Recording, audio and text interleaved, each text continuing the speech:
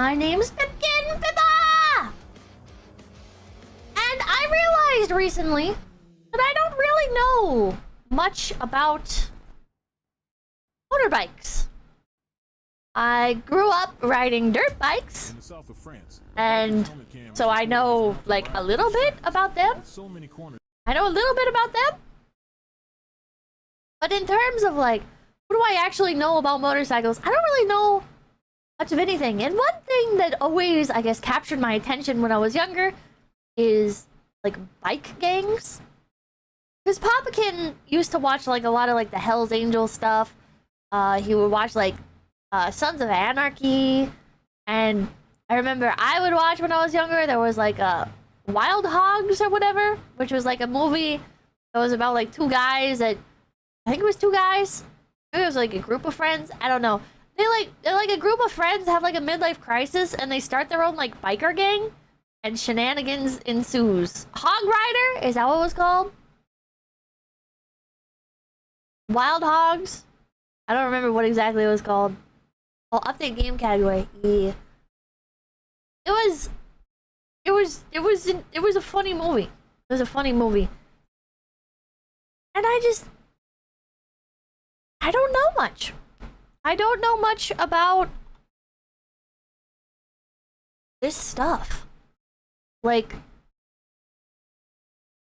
when you think about it, right? Like, why do people... Like a normal gang, right? Like, they're in it for profit.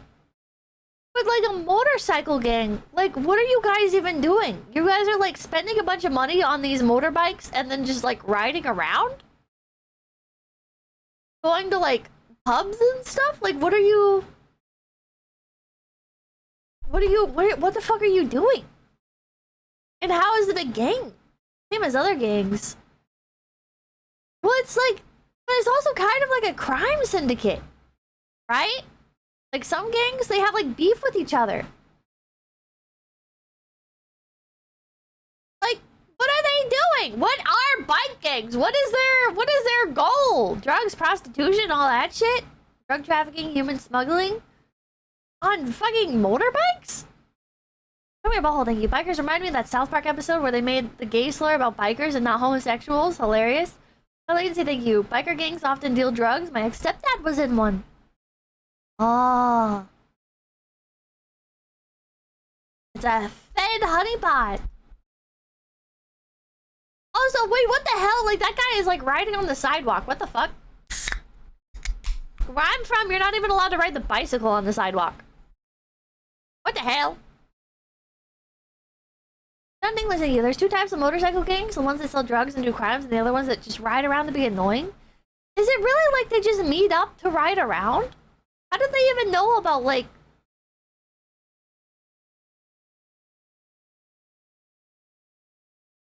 Oh my god. Oh my god. Sorry, that video distracted me. What the fuck? That guy hit the bike and then just kept going. The visible ones are boomers having fun on their off day. What are the 𝐒𝐿𝐴ngels? 𝐿𝐴𝐷𝐿 Chris, thank you. I always assume bikers just beat people up and sped to be annoying. Yeah, like, is that just like what they do? Also, is it really fun to just... Oh my god. Is it really fun to just like ride around on a motorbike with a group of people? Energy, thank you. Feds came down hard on them in the 90s? Yes? No? Yes, very fun. We have no sound on the videos. Yeah, that's because there's talking and it was distracting me. Yeah, bro, I'm out. What the fudge was that? It was distracting me. Aaron Blair, thank you. First, they're called clubs. Second, mostly handle drugs, gun running, and protection for other unsavory elements. Right down at the store. I just ran from it because I got scared, but it was right down here. Yeah. They went that direction. They're called clubs? Yeah. Yeah, it was right there. Is this real? Are they actually called clubs? Shawty, believe me, I am flattered, but your timing could not have been worse, okay? I know you tried She to flirting. shot. Unfortunately, somebody else shot. MC's motorcycle clubs. Oh, Paladin, thank you. Clubs versus gangs. Ride the bars versus crime. They're formally called clubs. Okay. Well, I've found a few videos that I wanted to watch. They're pretty much all about Harley Davidson. Because that's like, when I was younger, like that's the one that I thought was cool. I don't really know much about any of this stuff. But like when I was younger, I always thought like, oh, Harley Davidson, that's like the iPhone of like biker gangs. Above 80 miles per hour. It's probably a hell of a statement for anybody who's involved in a motorcycle club. But I was just like, wow, like everybody drives like the same type of like motorcycle, and it's got like a fancy logo that people like get tattooed on them, and they're really loud and really expensive. I think a hit just got put on you. A biker in Fort Worth, Texas, was filming himself doing. But a Isn't Harley Davidson a brand, not a club? Yeah, it's a brand of motorcycle. For being a distraction, claiming They make motorcycles and other stuff. They also make other stuff. But mostly motorcycles. Oh. Looks like a gun, so I get out of there. What the hell? Oh my god.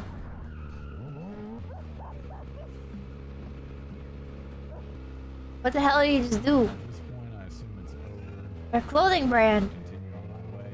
I remember when I was younger, Harley Davidson was so popular that, like, at stores, they would sell pet clothes. And were just like a Harley Davidson jackets. So I try to ask him one more time. It was Harley Davidson jackets, but for, like, pets. And you could get, like... There was, like, a whole collection of Harley Davidson stuff for pets. Oh, man, thank you. I lived across the street from a biker. Don't remember the name. They had a charity toy drive that lined the block and motorcycles. We had no problems. Anyway, thank you. 𝐒𝐿𝐴ngel and Canada meet in the woods just down the street from my house every so often. Cops and motorcycles everywhere when they do. Look up the Great Biker War. he was only upset because the What? which nearly caused him to Great crash into a bicycle. Biker War. Wait, that sounds so interesting. What? Crime Time Stories? The first Biker War? Let me thank you. Hi, Pippa. It was my birthday yesterday. Can I get a late happy birthday? Happy birthday to you. Happy birthday to you. Happy birthday to Blammy. Happy birthday to you. Wait. Disturbing biker gang encounters? Oh no! Oh my god! Why isn't this video age restricted? Wonderful day in Waco, Texas. The There's peaceful never a wonderful day in Waco, Texas. ambiance of a local restaurant was shattered by a deadly clash between two rival biker gangs, the Bandidos and the Cossacks. What started as a seemingly ordinary gathering quickly That's a real fat guy wearing a... No, oh no, I think it's a baseball cap. descended into I thought it was a fedora. Maybe it is a fedora. Come orthodox, thank you. Pippa, watch the Count Dankula one. I will. chaos and carnage. Fat man and a fedora, part of a biker gang?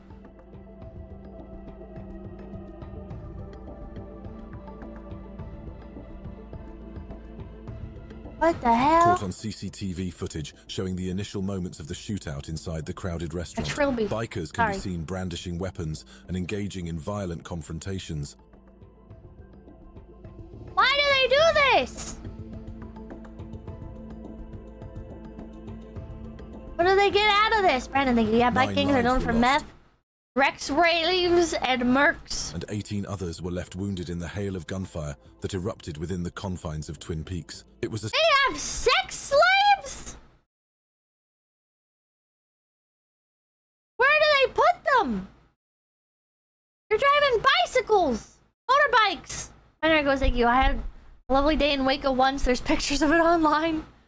Oh, there was thank you. What the hell? Okay, let's look at the Count Dankula video. Things that get something or someone featured in absolute mad. Oh shit, I should have made popcorn. When I hear the story and my I didn't expect to be watching like an hour-long video. I didn't think I'd be watching an hour-long video. Now I kind of want popcorn. 2 times speed. Is this a good one? It has over 1 million views, and it is Count Dankula. We'll make some.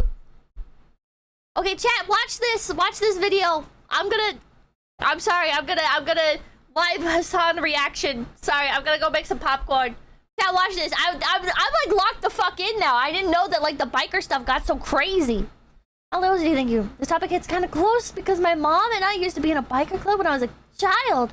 They're pretty chill, but we had to work underneath the gangs. Occasionally we had to change where we hung out because the local gang liked our hangout. What the hell? Fuck! I didn't think this would be that much of a rabbit hole. I'll be right back. I'll be right back. I need popcorn. I need popcorn. This is all getting crazy. Unimaginable horror etched into the memories of those who bore witness to the violence. It's a quiet afternoon on this suburban street, but tensions are about to escalate as this woman finds herself in a confrontation with the infamous 𝐒𝐿's motorcycle club. And smuggling of guns. And they are moving into the suburbs of Maine. What are you doing? As the woman continues to record, two of the bikers notice her presence and begin walking over to her car. She nervously adjusts her stance, clearly uncomfortable with the approaching like 3 bikers. minutes. Right now! Put the camera down. Yeah, let me know in like 3 minutes. I'm an American citizen, and what I'm doing is legal. I'd ask my parents to remind me, but they're watching TV. The confrontation escalates. Thank you, thank you. I really enjoyed your collab with Camilla. You two have good chemistry. I don't want to say a surprisingly good time. I always liked Camilla. I liked Camilla. This is actually like my first interaction I had with her. We added each other, and like I sent her a DM. I was like, oh, like we haven't really interacted, but I thought like you're really cool because like I like people that aren't so caught up, I guess, in like internet culture that they forget to act like human beings. Like I'm all for like the content grind, but this is something that I always liked about 𝐴SMINGold is 𝐴SMIN, usually on his second account, he would like be very open and honest about like just being a human being, basically. And it wasn't like, oh shit, like I can, and even like recently he did it, like he got into that big controversy about stuff I'm not gonna get into, and he was like, you know what, like it would have been more profitable for him to just come out and be like I said what I said and I stand by it, even if he doesn't necessarily, and like become like a fucking culture war icon and blah blah blah blah blah blah. Well, like he didn't, you know?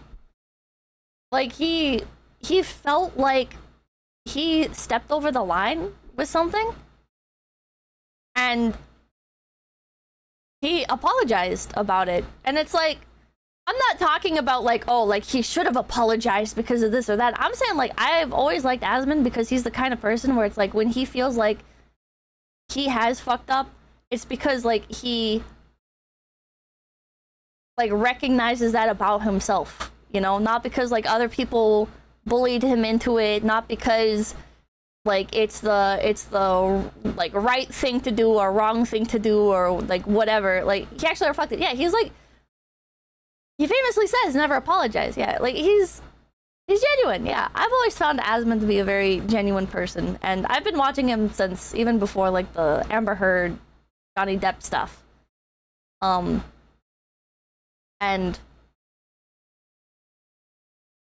I don't know. I always thought that was just a very unique trait, I guess, from streamers, from content creators.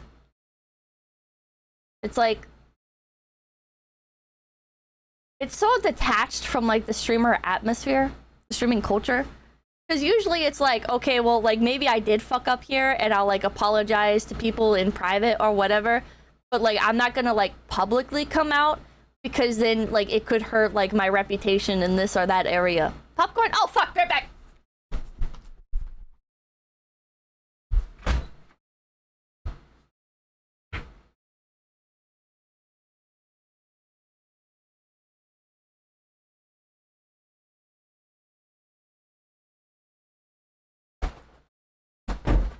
I'm back.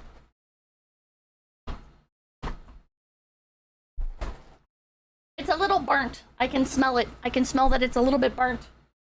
But you have to get your popcorn immediately because the second it starts cooling down, the butter starts to cool down and then you can't get a good spread. Anyways. Oh man, it's like super burnt. God damn it. Anyways. I always like that about Asmon. And then I see that in Camilla as well. Camilla has like admittedly, like the bulk of what I've seen from her is from like stuff on Twitter. You know, I've seen like her there. I haven't seen like a lot of clips of her or anything. I know she's done like some cool song covers with like Neuro. But I haven't seen like that much like stream content of her. Who's Camilla? Somebody that I collabed with earlier today. The VOD is still on her Twitch channel if you want to go watch. That's twitch.tv/CAMILA. Well, yeah. I don't know. She just seems like a very genuinely humble person who... I don't know. Like I very much see like the will to grow and climb and like be successful that you need to be like a good content creator. I dropped my popcorn. In my opinion, you know, like you can see how much like care and attention she puts into her content. But she also isn't afraid to like, I guess, do things to the detriment of that. One thing that really pisses me off, and I see this more and more, like as time goes on, is the people where it's like, oh, I'm gonna like comment on a controversy, like because I can be like, I can like roast the situation or whatever. You know, I can add to this in a way that'll like boost my career, even if I'm not part of it, or I can like I'm gonna like apologize about something just because it's good clout. Like I don't even necessarily care. I'm just gonna send out like a very hollow apology about something so that way I can get like more attention. And I feel like the bulk of the time it's very transparent.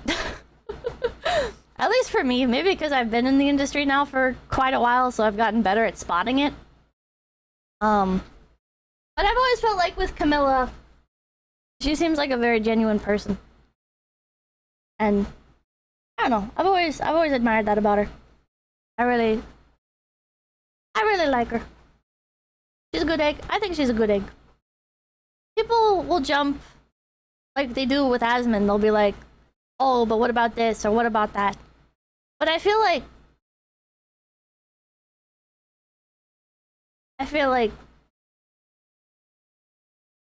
Asmon and Camilla are both. I don't know if she would want to be compared to Asmon. I feel like most people wouldn't want to be compared to Asmon. But I feel like with both of them, they just seem like very... I don't know, just... I don't know, just good people. I respect them. Anyways, I've got popcorn now. Let's check out the 𝐏𝐻𝐿𝐴 video. The Great Biker War. The Great Nordic Biker War. What else do you think, you? Camilla went from a tourist to someone who genuinely respects the medium she's in. I respect it. Yeah, she's been very open and honest about her time in the industry, which is another reason I like her. Thank you. I got my Pippa Monster Truck shirt already, so I wore it and ended up explaining who you are to Grandma at Bass Pro Shops yesterday because of it. Hell yeah. Hell yeah. Only thank you. Hey Pippa, I got my first schizo death threat today. I think I'm doing something right. Anyways, good night, funny Benoit. Looking forward to the VOD.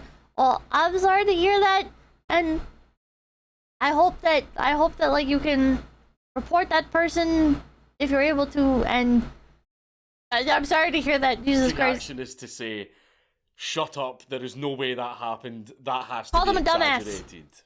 And that is exactly what I said when I first heard of this story. And His a accent's lot so of funny. you at the end of this very long video are probably going to be saying the same thing. A gang war that got so extreme and so out of hand that it's going to make Sons of Anarchy look like a children's TV show. I've never seen Sons of Anarchy. Let's find out what happens when you mix... Chat, I'm sorry to pause this early. But do you guys know about like how when Sons of Anarchy came out, they were selling like the jackets from the show at like Walmart and stuff, and people like dads and stuff were like buying them and wearing them around, and it was pissing off like actual bikers. Like actual bikers were getting upset about it. Sons of malarkey, as my family calls it. What the hell? There's a bunch of malarkey. Biker gangs with military hardware. What? It's a good show, though. The Great Nordic Biker War. Wait, the Nords have access to military hardware? Bergen, thank you. Hell's Angel and Mongol War is wild. Check out the casino fight. What? This is fascinating. Chat, I thought I was gonna start today's stream and we were gonna learn about how silly bikers are. I thought that it was going to be like I boot up stream and everything is just like, oh, like it's super like overplayed and there's like some like cartel members or whatever that will ride like bikes, but like ultimately like the bulk of people, like it is just like a silly little joyride, and that's why people spend so much on Harley Davidson, because they like the LARP and blah blah blah blah. But no! People are actually killing each other and it's normal! Aaron G, thank you. Most comprehensible Scotsman. He doesn't know. I didn't know! Please leave a like and a comment on this video because it really helps me Man. in the algorithm. But before we get started, I'm not this signed video in, or I is would. brought to you by Skillshare. Skillshare is an easy-to-use online learning community with Skip hundreds ad! of different classes to Skip discover ad! and master or improve your skills. Skillshare Skip so ad! you can start exploring your creativity today. They're very Now, serious. before we begin, you should all know That's that crazy. I am going to absolutely butcher the pronunciations of pretty much all of the names in this video. Well, I mean, you're Scottish, so you're already butchering the English language. It's okay. And I just think that it's very important for all of you to know that I don't care. Now, believe it or not, the Great Nordic Biker War wasn't the first biker war that has happened in Biker war. Scandinavian. And before we get into that war, we need to understand how it all started with Now, some thank you. general background into biker culture. Nearly every gang on the planet functions under the Hell's Angels. They're like the Google. They're like the Apple to Harley Davidson's iPhone. So there's gang wars in between them, but they also answer them? That's crazy. Never mind, it's just like the US government. It's like the United States of America. World class, thank you. Hi, thank you. Well then, thank you. Sweden has a hand grenade problem. Daywalker, thank you. They're either a dentist that don't want to look tough, or that want to look tough, or your average meth dealer. Biker What the gangs heck? themselves have been around for decades, Talking most about bakers famously fighting, within yeah. the United States, with several different gangs being created over the years. Although this culture isn't isolated to the US, as all over the world, biker gangs have sprouted up everywhere, from Austria to Australia. These gangs may have been started either of their own accord or How via... can you have... Sorry, I'm pausing so much. I just have so many questions. How can you have a gang on an island? Right? Like, there's nowhere for you to go. How can you... Like, if it's like internal corruption? Right? Like, that makes sense. Because it's like embedded into the government. But how can you have a gang on an island? Wouldn't they just find you? I'm ugly, thank you. Never wearing a cut on my bike. Get Minecrafted. inspiration from already established clubs, some of which It's big. have been around since the early How big is Australia, like, from top to bottom? 1900s. As you can imagine, they focus around the use of motorbikes, or in particular, larger bikes like cruisers or choppers. You know, the big ones that always make you think, Massive, man, that bigger guy than must US. be really badass because of how loud his bike is. But in all seriousness, you know, like most gang cultures, it can start off with humble beginnings, which is usually a way for people with similar backgrounds or interests to connect with each other. And of course, the common interest with biker gangs is self-explanatory. Meth? I'm not singing with the pee. Thank you. You know, motorbikes. Oh. But this goes a lot deeper, and they usually have a very strong brotherhood mentality, even if they're not related. Their relation comes from the club they all belong to. Biker gangs themselves have varying origins, but the most notable origin was World War II veterans looking for something to keep themselves busy after the war. Motorbikes were really popular around that time, just in general, right? Like around World War II. Because like motorbikes were a lot cheaper and you could drive them on the roads, and like regular like family vehicles hadn't been as normalized yet. Wait, thank you. Fun fact, Australia is wider than the moon. Is that real? Wait, thank you. Australia is a chode, wider than tall. Since a lot of them suffered from PTSD and couldn't stand the normal life of a civilian, which led them into the life of being a biker. Compare this to the rise of biker gangs in Japan, where, similar to the United States, returning veterans needed something to keep themselves busy, and of course the Japanese, loving their vehicles, they hunkered down into modifying cars and of course bikes, spawning what is locally called Bosuzuku, the same type of biker gang that you see in the movie Akira. But as you can imagine, with any gang of frustrated and adrenaline-hungry men, this soon led to criminality. But how? Like, what does... Like, what's the over... Like, you don't see, like, car culture people getting into, like, gangs. So how does this, like... How does this correlate exactly? People into bicycles aren't getting into gang shit. People in planes aren't getting into gang shit. I mean, Duke, thank you. Pippa, when you form your own biker gang, are we gonna call you the 𝐒𝐏𝐵𝐵 Nation? Also, what bike are you getting? Maybe a mini chopper. I don't want a bike, I'd die. I want a little Vespa. Kaneko, thank you. Australia isn't real, neither is the moon. Space is fake, and the earth has a deep dish pizza filled with cheese. The cheese is already in the caves. Makes sense.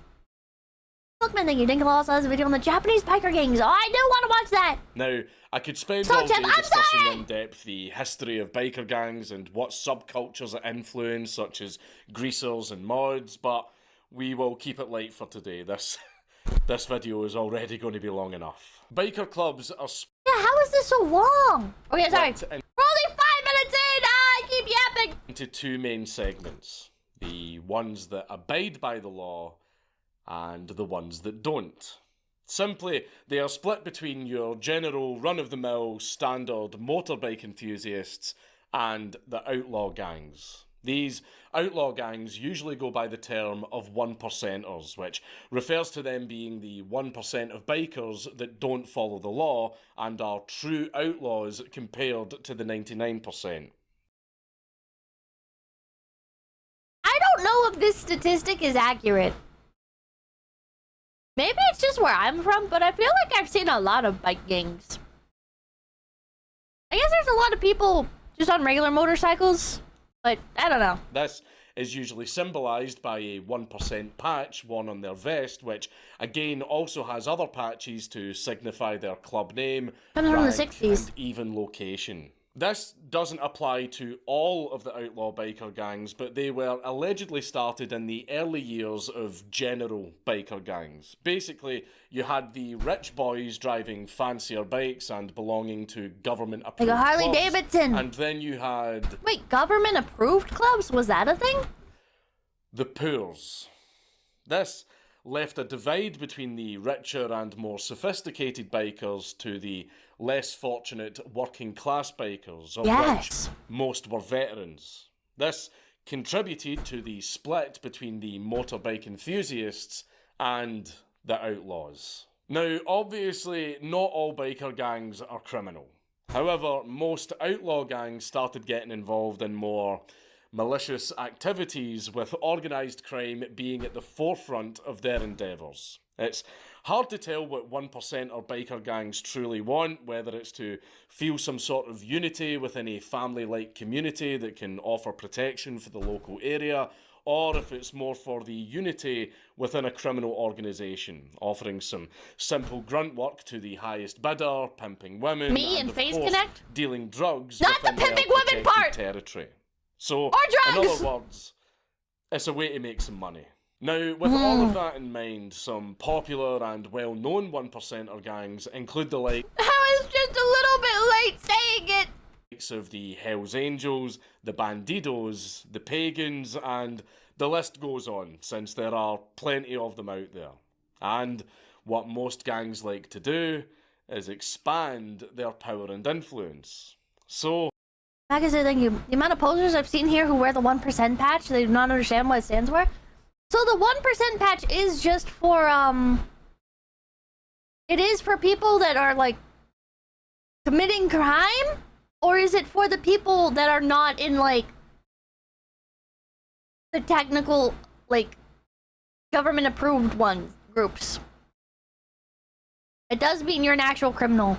Ah! I'm gonna make a thread on the Discord.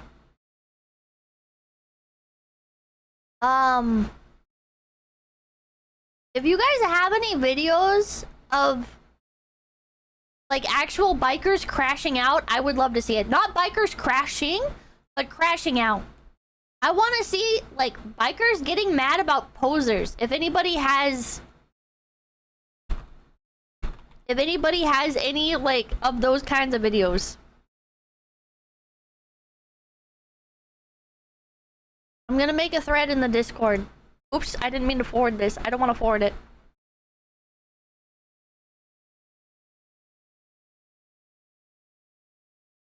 You can send videos in there. Okay, I made it. It's just titled Today's Stream. Please don't spam. Don't type other stuff. I just want to see bikers crashing out about posers. Yeah, stolen bike valor. this leads us to the spread There's of entire channels of that content? No fucking way.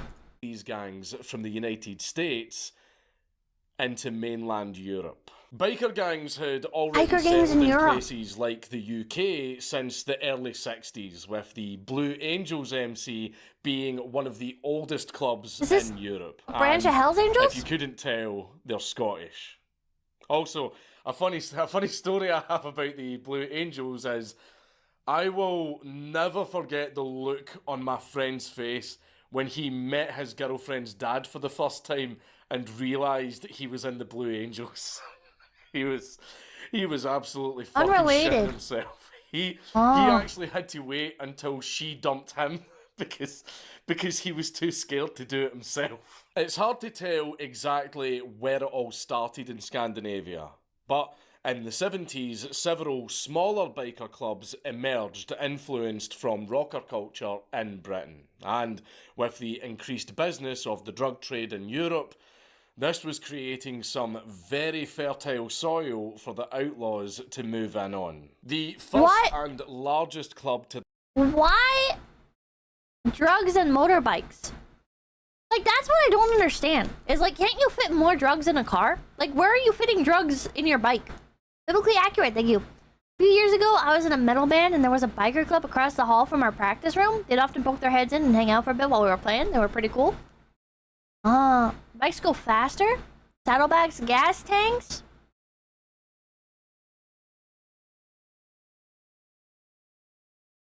Aren't the bikes technically faster?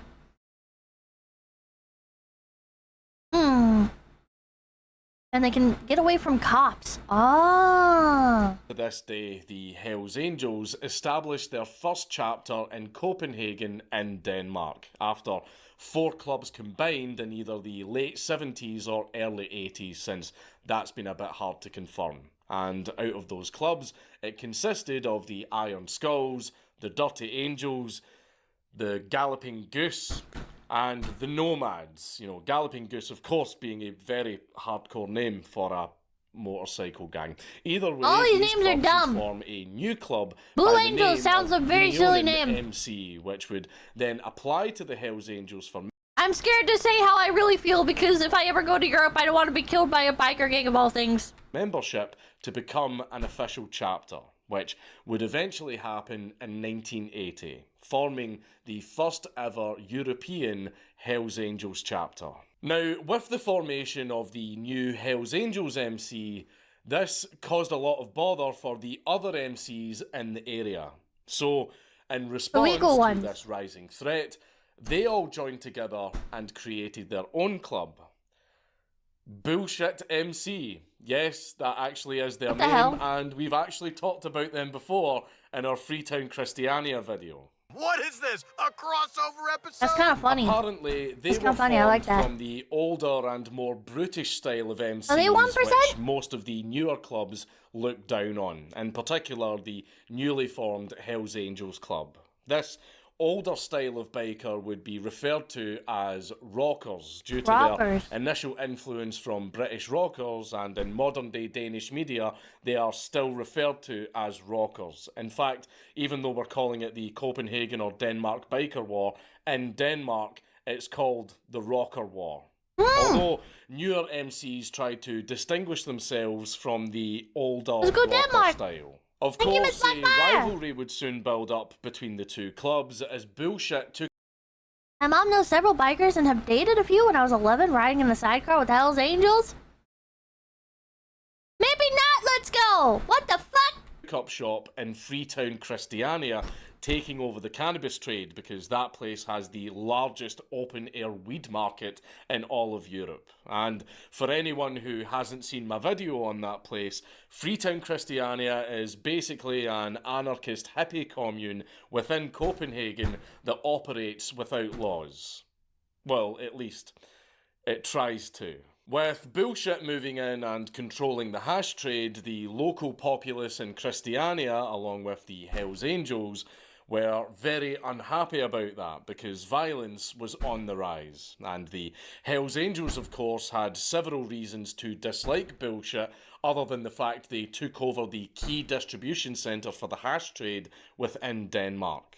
The tensions between the I didn't know there were Christianites so and many bullshit drugs would result in a few in Europe. altercations, but things really kicked off when the first biker war of Denmark started, sometimes called the Copenhagen Biker War or the Rocker War. Now, we haven't got into What? the actual Great Nordic Biker War yet. We have to cover the many Are you actually surprised? Yeah!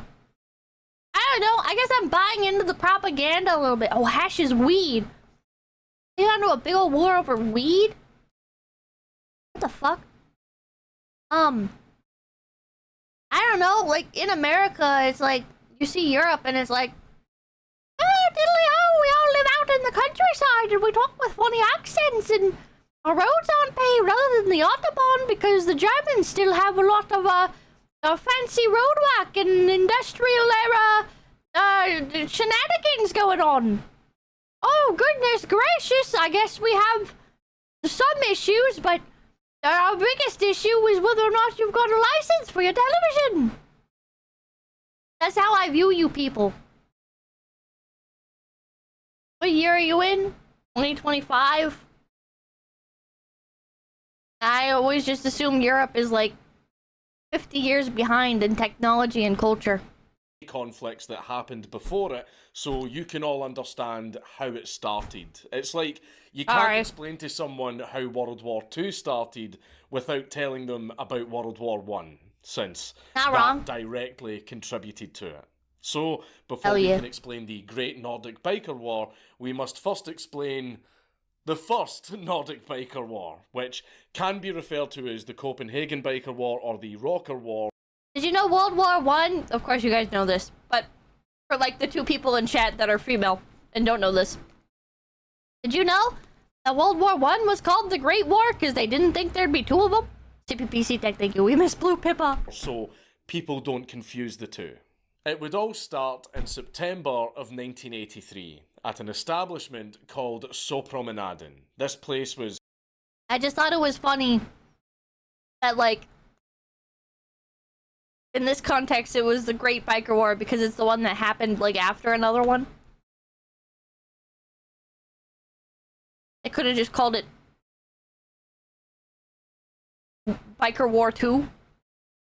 like a restaurant slash bar slash nightclub. The facts Oh, damn on it, that Minna. aren't exactly clear, but what we do know is that this was a place frequented by local biker gangs. But this establishment was on 𝐒𝐿𝐴𝐤𝐿's territory. And then one night, the three fuck, members Kurgan? of Bullshit decided to go in for a drink. Were they there to cause trouble, or did they actually just want a quiet drink? We don't actually know. But it was not a very quiet night after only one of them made it out alive. In stereotypical fashion, a bar fight broke out, with two bullshit members named Soren Grabel Grander, aged 20. That is not a real name. Soren Grabel Grander? See, this is why I don't view your society very highly, Europeans. This is why I can't imagine you guys having drugs and stuff. Because you're walking around and it's like, ah, what's the name of the big bad biker guy? Soren Gribbergrander. Fuck off, man. And Flemming Halde Jensen, aged 21, both losing their lives due to being attacked with knives and bottles. The third member, Michael Peter Enoch, actually managed to escape. That's a cool name. Michael Peter Enoch? Though he was severely injured. These were the first deaths of the Copenhagen Biker War. Soon after the attack, the authorities investigated and discovered that the bullshit members were attacked by 4 members of the Hells Angels, though only 3 of them would be sentenced. The main suspect behind the killings, and the one that would receive the harshest sentence, was Bent Svanny Nielsen, more commonly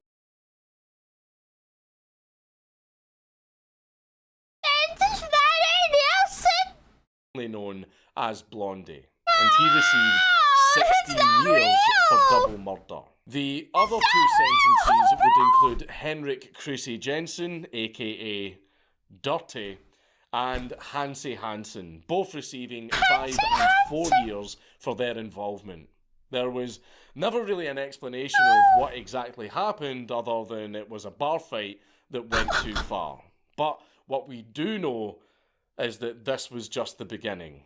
Most victims of the war were bullshit members, with a total of 8 members being killed, including 3 presidents, which was a massive hit to bullshit's chain of command. One of those presidents was a man named McCrellan, aka Mackerel, who allegedly was a very influential figure. Mackerel looks like he'd talk about NFTs on Reddit all day. A Mackerel, who allegedly was a very influential figure, and his username would be Mackerel. The cannabis trade within Christiania. Bro would have gone fishing with his dad once and talks about himself as if he's a fisherman. On the 25th of May 1984, Mackerel headed out to his car with his wife at the time, Pia. But before they could drive away, a man called Jorn Jonke Nielsen got out of his own car and approached their vehicle. He then opened fire on Mackerel through the windshield with a Sten submachine gun.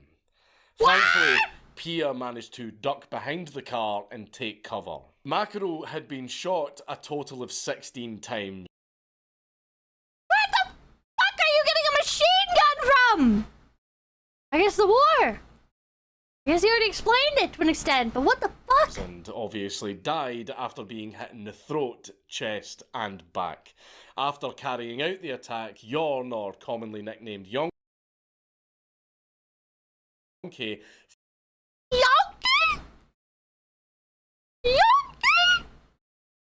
Oh, looks like he's gonna audition for Hagrid in the latest Harry Potter! It looks like he's auditioning for woke Hagrid! fled the scene and he hid from the police before fleeing to France and then to Canada to avoid arrest. We will hear more about Jonke later, but immediately after this, 4 Hells Angels members named Christian Middelbo, Jens Peter Christensen, Dennis Andrew Rasmussen and Jorgen Knudsen were all arrested in association with the crime. Following the death of the president, bullshit went through several more presidents because they just kept getting murdered by the Hells Angels. The next murder wasn't a senior member of the club, but instead a junior who was known as Little Brother. Pally Blabjerg, I have no idea if that's how you pronounce it right. Oh, that's just JD Vance. Unblock it. This is just JD Vance.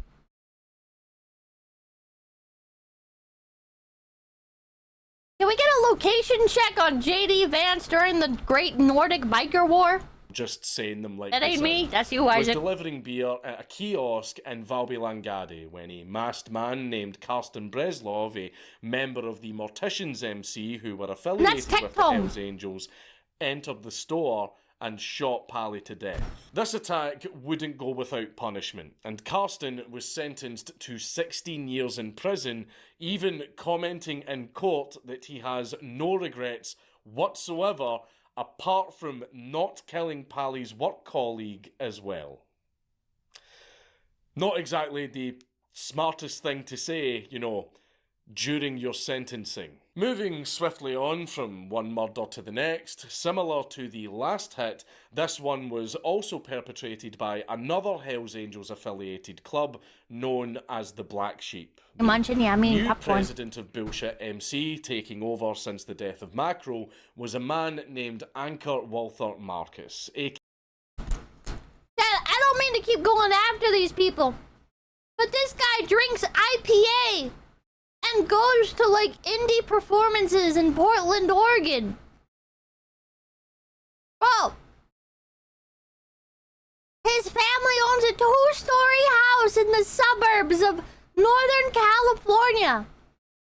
And he escaped the city, moved to another city, and now he acts like he's a new man.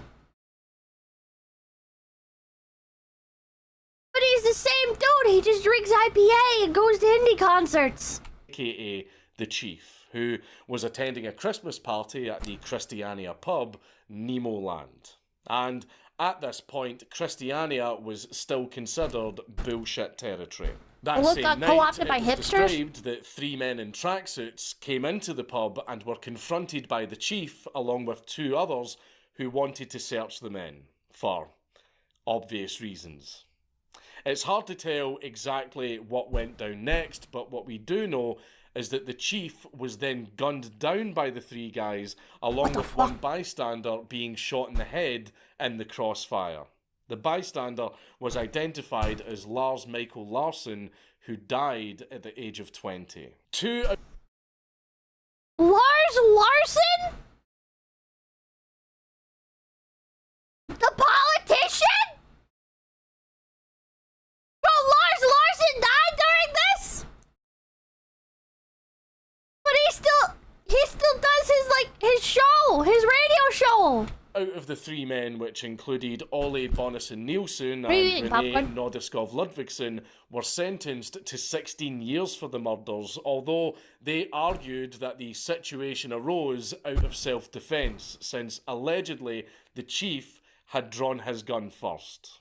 Although, considering that the 3 of them were knowingly on Bullshit's territory and had guns on them, you know, it's... Man, I think at least bikers must be marshmallows because Pippa can't stop roasting them. It's all fun and games till one of the members of their gang comes to my fucking house and kills me in revenge for making fun of them.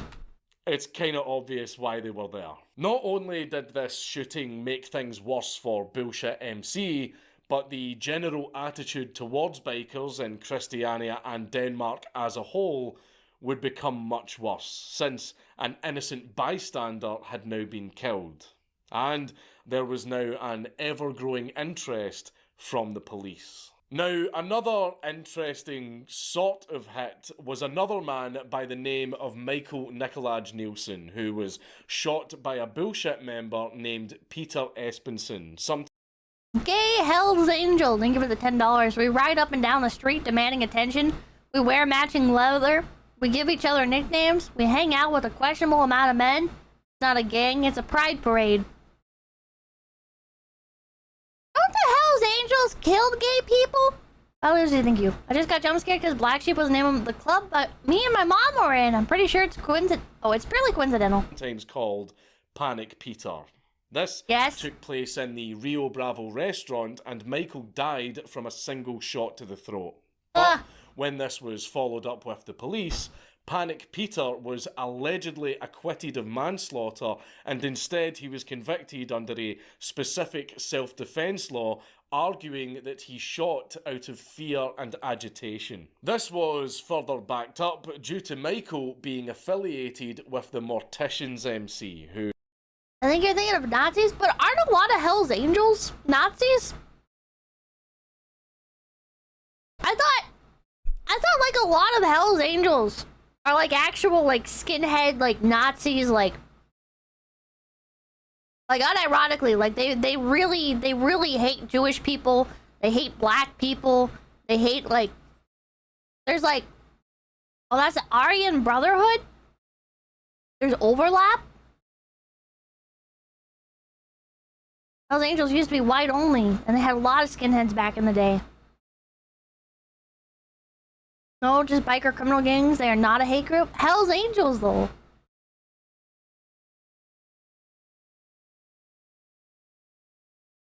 We're gonna find this out today. We're gonna find out if Hell's Angels are Nazis.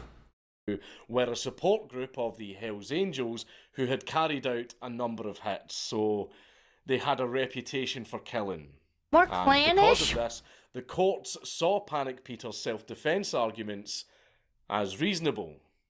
Although this wouldn't be the final run-in with the law that Panic Peter would have, as his next move wouldn't only fuck himself over, but also fuck over the remaining husk of the bullshit crew. In January of 1987, a 28-year-old porter by the name... One might say, that's kind of bullshit. ...of 𝐒𝐿𝐴 Albrecht was shot by Panic Peter. For what reason? We have absolutely no idea. I wouldn't be throwing rocks in this pond. I genuinely want to know. I don't know if Hell's Angels are not. They're not. Some are real pieces of work though. They're racist, not Nazis, though they do have some Nazis. This was apparently carried out at Bullshit's clubhouse, so it's more than likely that 𝐒𝐿𝐴 was actually working for them. And we can speculate all day, but we have absolutely no idea why Bullshit shot one of their own. It'd be cool. It would be cool to actually talk to somebody like in one of these gangs, like in a 1% gang or something. Cause like I'm curious, cause like I wonder, right? Like this is gonna sound deranged, but like online fandoms and stuff will get like the stigmas of like, oh, like these people are racist or whatever, you know, like 𝐏𝐻𝐿 fans. And so I wonder, like, with the 1%ers, is it just like a small group that are just like very bad PR? These are actual criminals.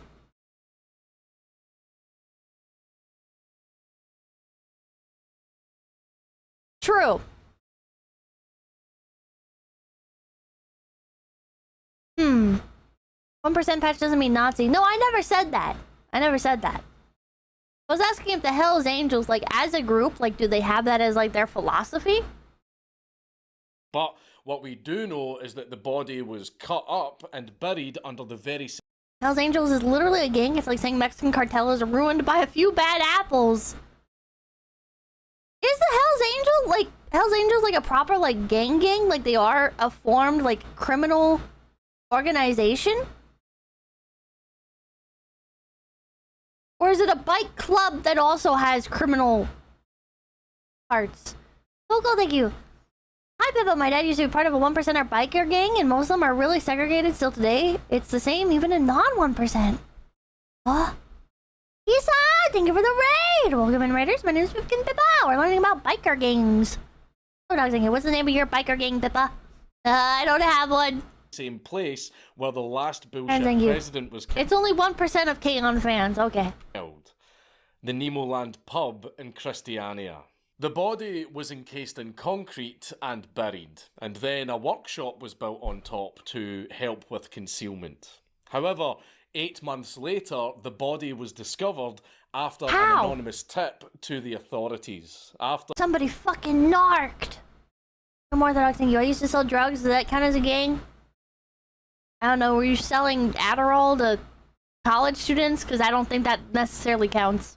The discovery of the body, this caused a massive upheaval from both the authorities and local Christianites, which led to 9 people being convicted for complicity in the killing, along with Panic Peter receiving 14 years for the murder. And like we talked about in our Freetown Christiania video, the locals were now fed up with bullshit.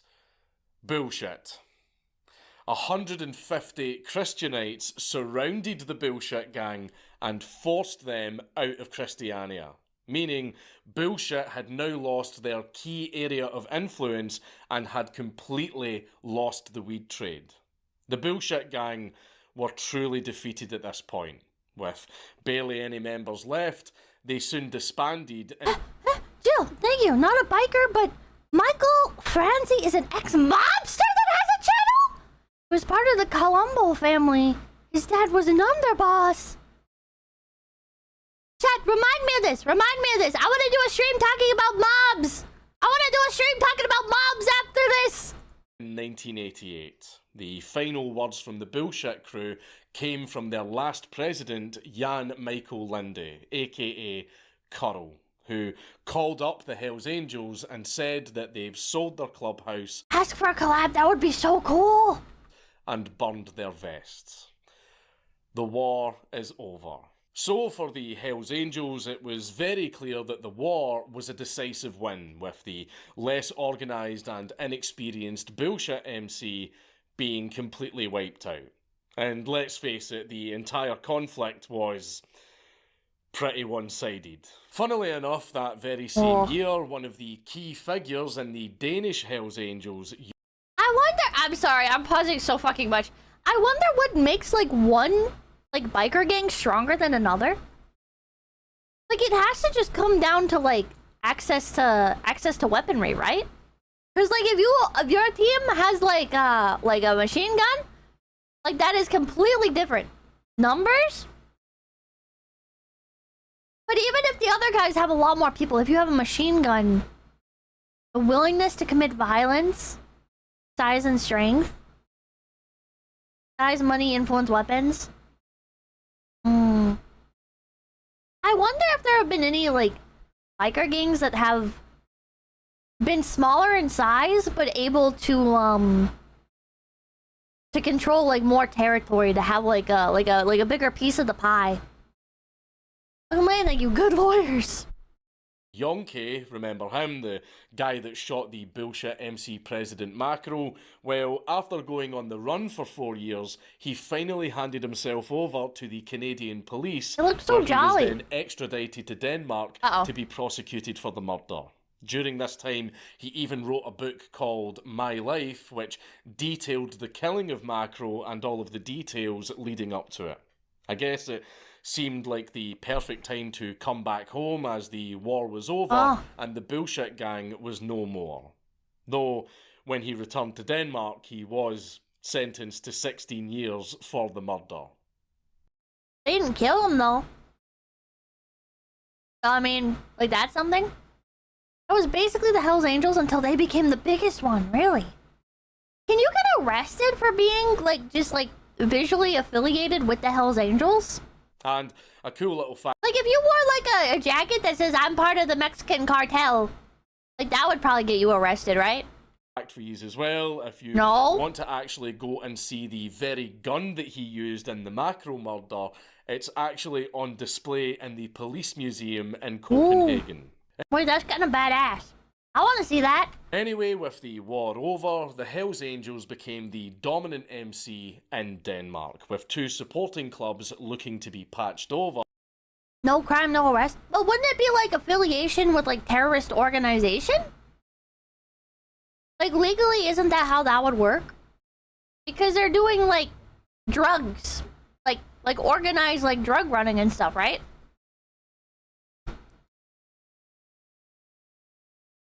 I think if I was a cop and I saw someone wearing a Hells Angels jacket or something, I would not pull them over. I'd be too much of a coward. I'd be way too much of a coward. I wouldn't be able to do that. Freaking thank you. Michael Franzi was famous for his gas tax scheme. He stole millions from the feds for the mob? That's kind of based.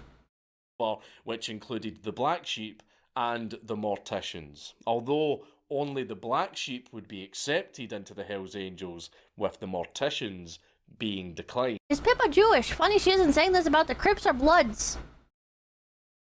I don't know what you mean by that. What? What? I think the Crips and the Bloods are also bad. I think gang violence is bad. What? It would still be cool to talk to somebody that was like part of that though. He's schizoing out. He's schizoing out, man. Also, yeah, we're talking about biker gangs today. This would lead to bitter ends, as in 1992, the Morticians... Yeah, really? Name every gang you just like, gang. Take care, thank you. That's called an RICO case. I'll say thank you. Yeah, because if you did pull over someone wearing a Hells Angels vest, you'd be fired from life. Branded themselves to the Undertaker's MC, now a rival gang of the Hells Angels they once supported. Oh! You can see where this is going. So, to give you a picture of the situation, the Hells Angels successfully placed a foothold onto mainland Europe by taking over the biker scene in Denmark, although they had made a lot of rivals after the First Biker War. Now, of course, they wanted to spread their influence to other areas of Europe, in particular the Nordic countries. With that in mind, each country with their own pre-established club. Why didn't the biker gangs establish themselves in a country that had like a lot of excess weaponry? Like, why didn't they like go to like Germany or something? They did? Did Denmark have like a lot of old weaponry laying around? Funny you mentioned that. It's called America. Well, Europe was drowning in weapons at the time. Oh. All the Nordic countries did. Clubs heard about what happened in Denmark. They knew that the Hells Angels were most likely going to try and expand into their turf, so they prepared for them. In response, the Hells Angels looked to boost their own numbers. This led to the expansion of the Hells Angels throughout Scandinavia, with the next chapter to be opened in Norway, Trondheim, with the Rowdies MC being the first Norwegian Hells Angels chapter in 1992. That's sick. 666 license plate. And Sweden soon following, as the Dirty Dragos from Malmo were also patched over in 1993. The Dragos allegedly were allowed in and endorsed by the Danish Hells Angels because they apparently defeated two other local clubs for the right to be Hells Angels and wear their club colours. This expansion would also continue into Finland, although this patch over would not be as easy as the last three, since there was some local Finnish drama.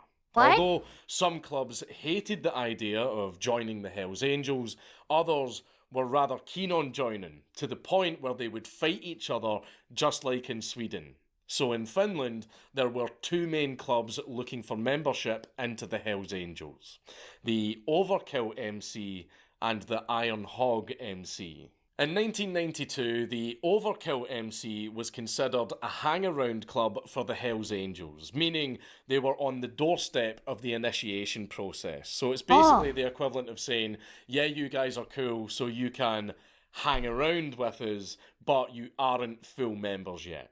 But, of course, Overkill... How do you become a full member, I wonder? ...wanted to become a fully patched Hells Angels chapter.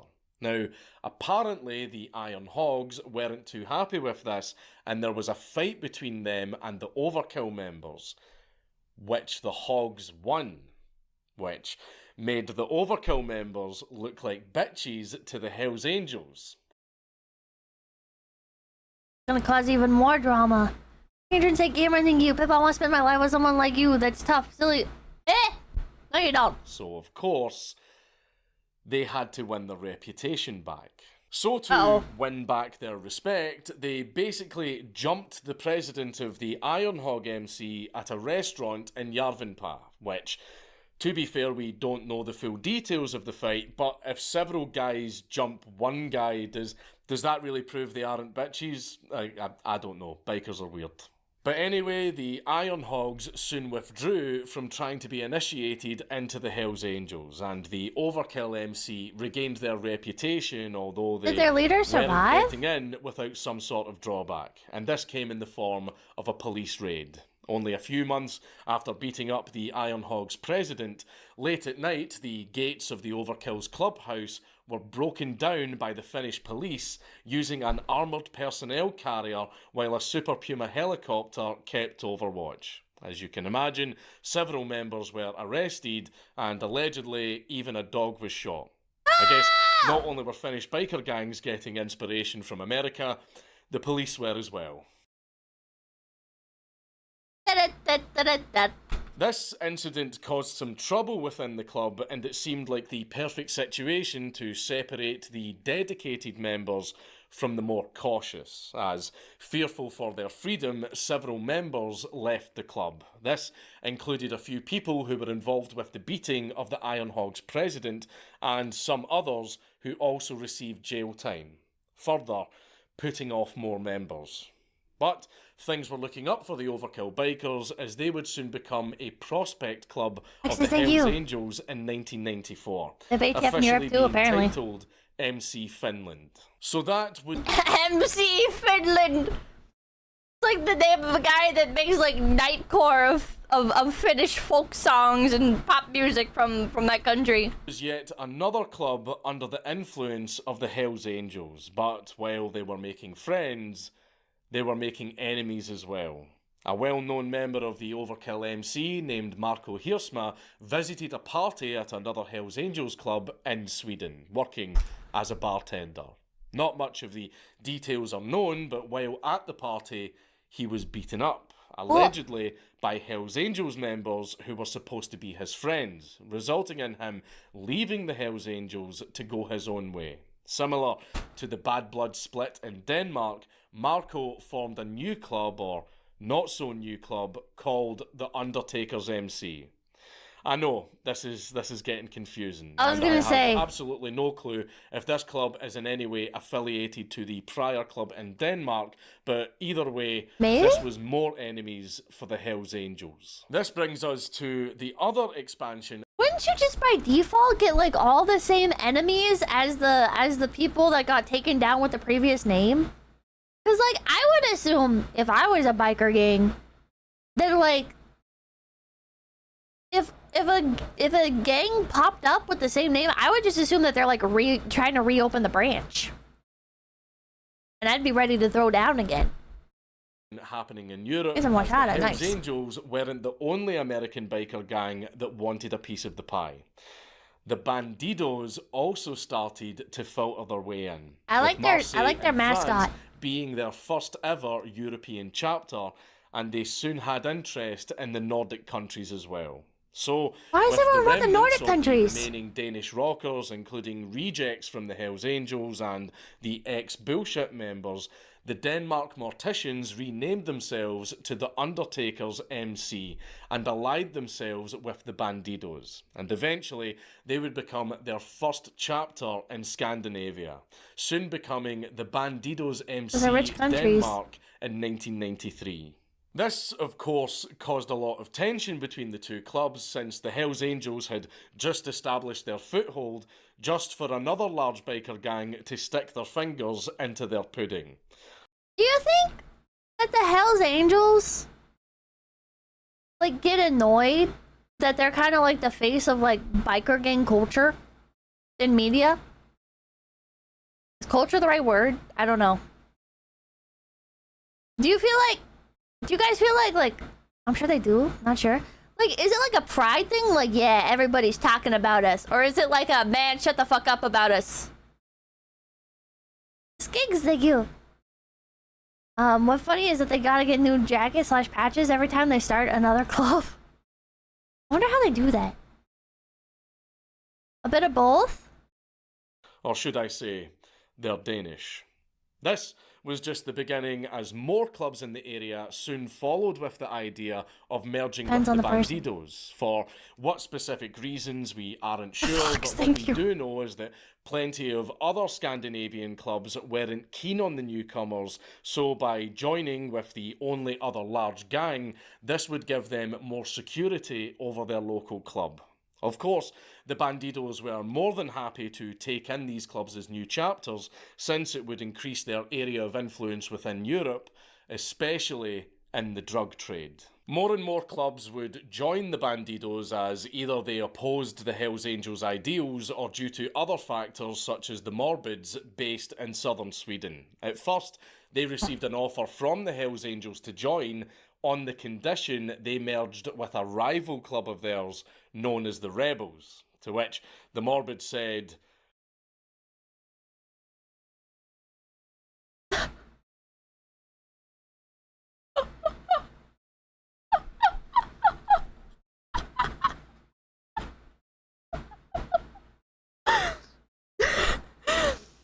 There's something very tickling about Swedish biker gangs wearing the flag of the Confederacy on their leather jackets.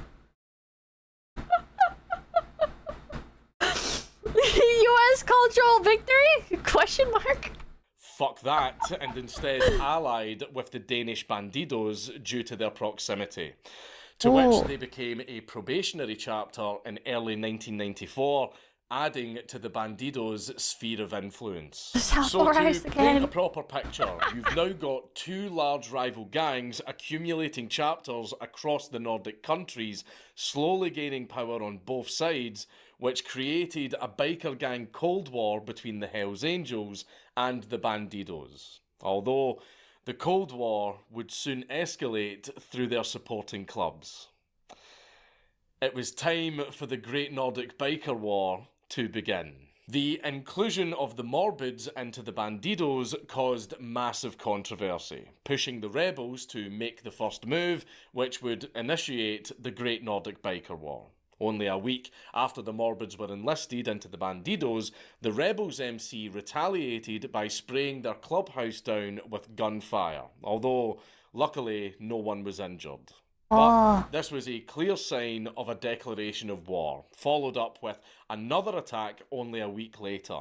This attack would be committed by the Malmo Hells Angels president, Thomas Muller, by firing from the roof of a van with a submachine gun, riddling the clubhouse with bullets again, though luckily again, no one died, but a Morbids member did lose a finger. From here on, it only gets worse, as you can imagine, so prepare yourself for a very long string of attacks that bounce between both the Hells Angels and the Bandidos. The first initiation of war would really happen in early February of 1994, where several Bandidos members in Denmark got ambushed by the Hells Angels in a nightclub while they were holding a party on the rooftop. With 13 gunshots being slung around, this resulted in the first official death of the war.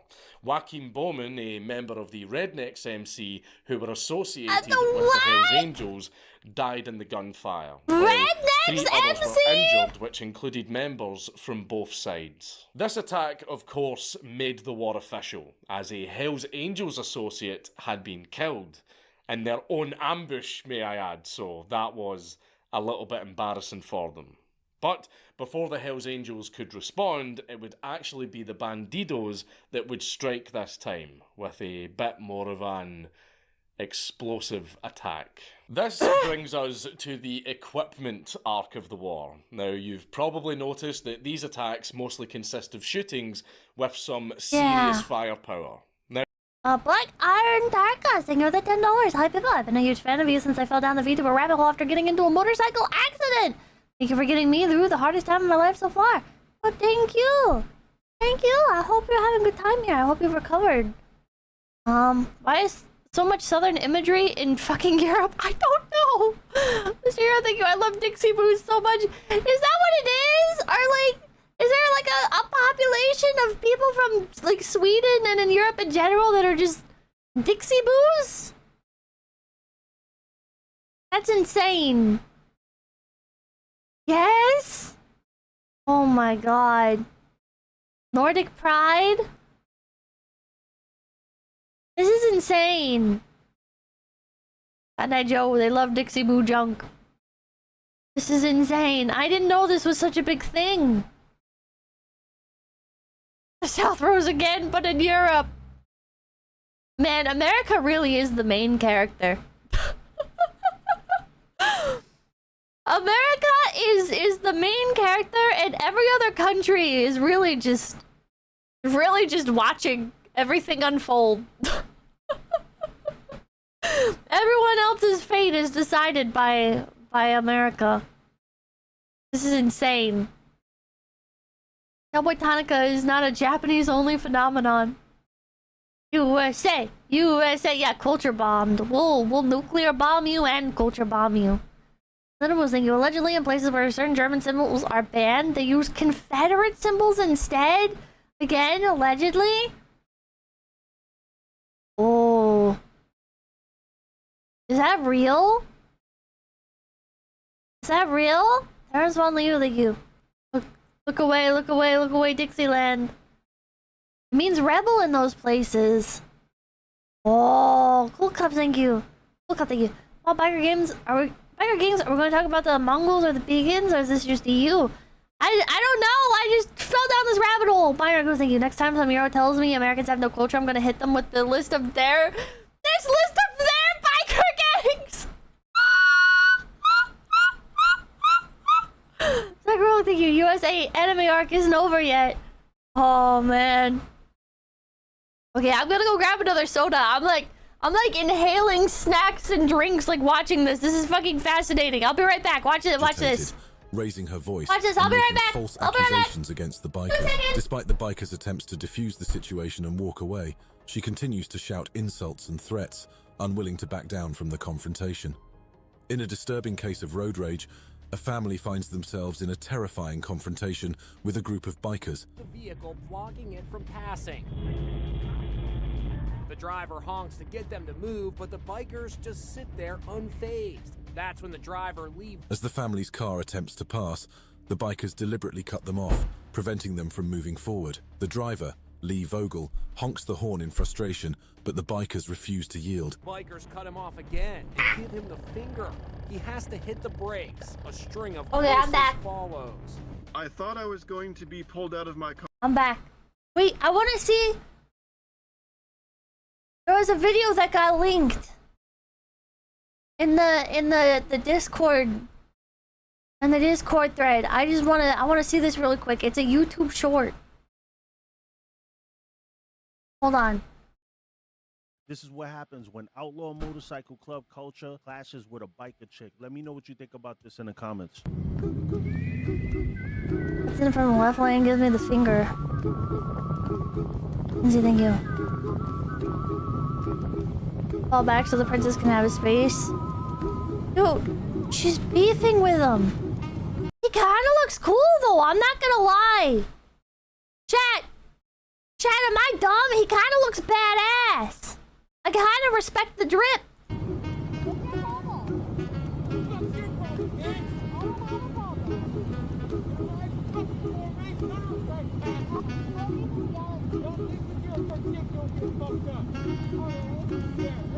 The fucking music.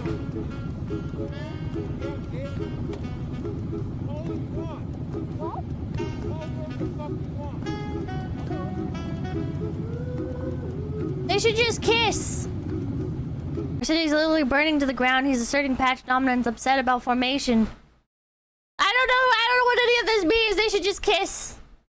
Now, where were the bikers getting their hands on such weapons? Well, in most Nordic countries, they have a form of mandatory military service, which can provide some ups and downs, especially for soon-to-be bikers.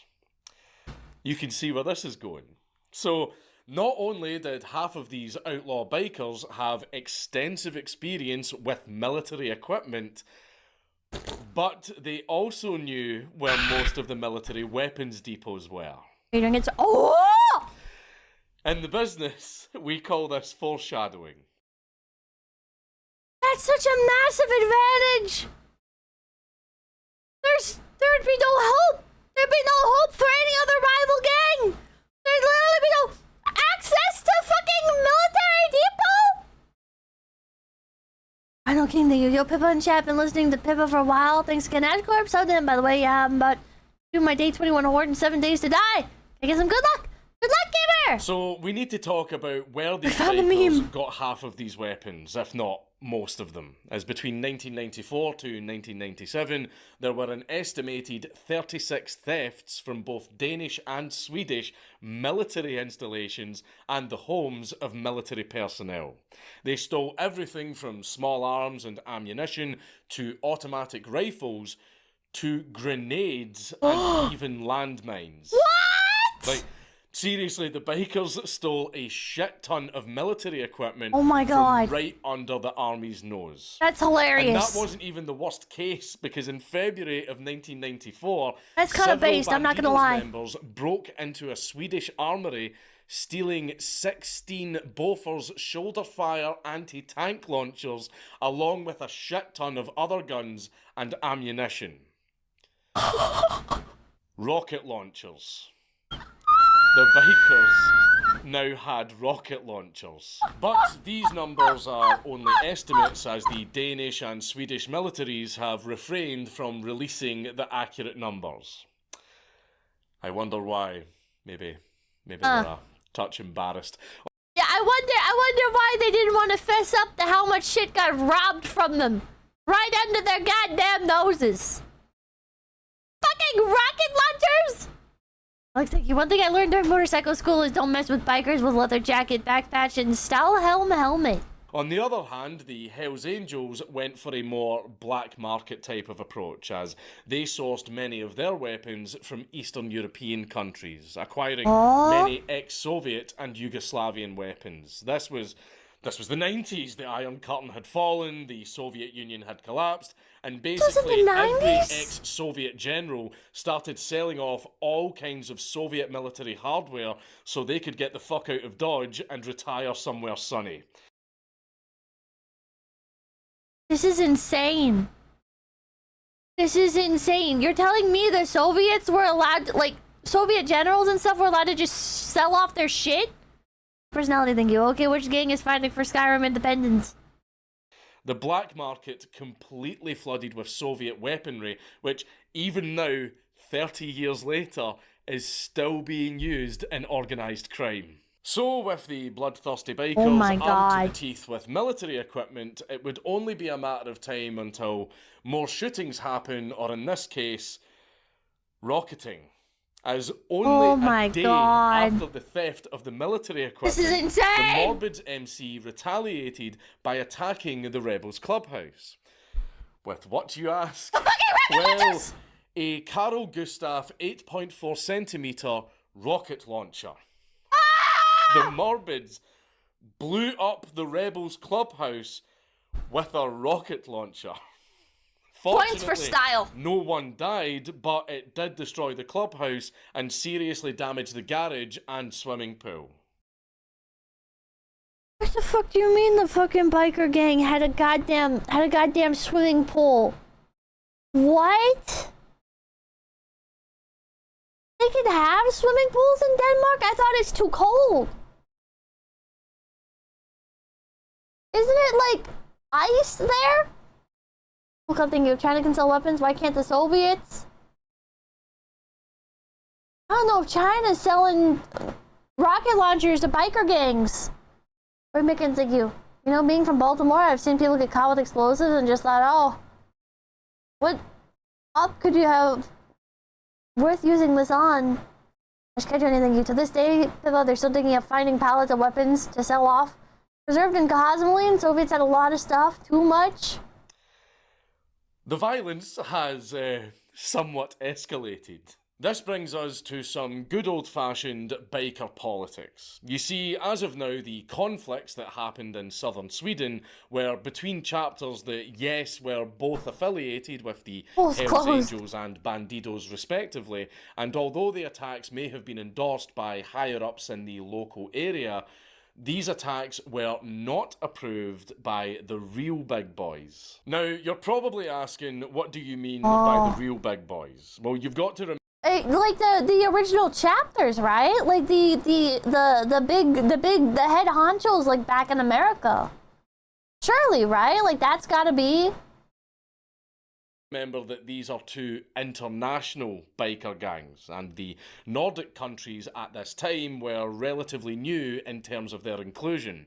Across the sea in Burgerland is where the real leaders of the Hells Angels and the Bandidos were, who the Nordic biker gangs were supposed to answer to. However, Oh, I wonder if they cared.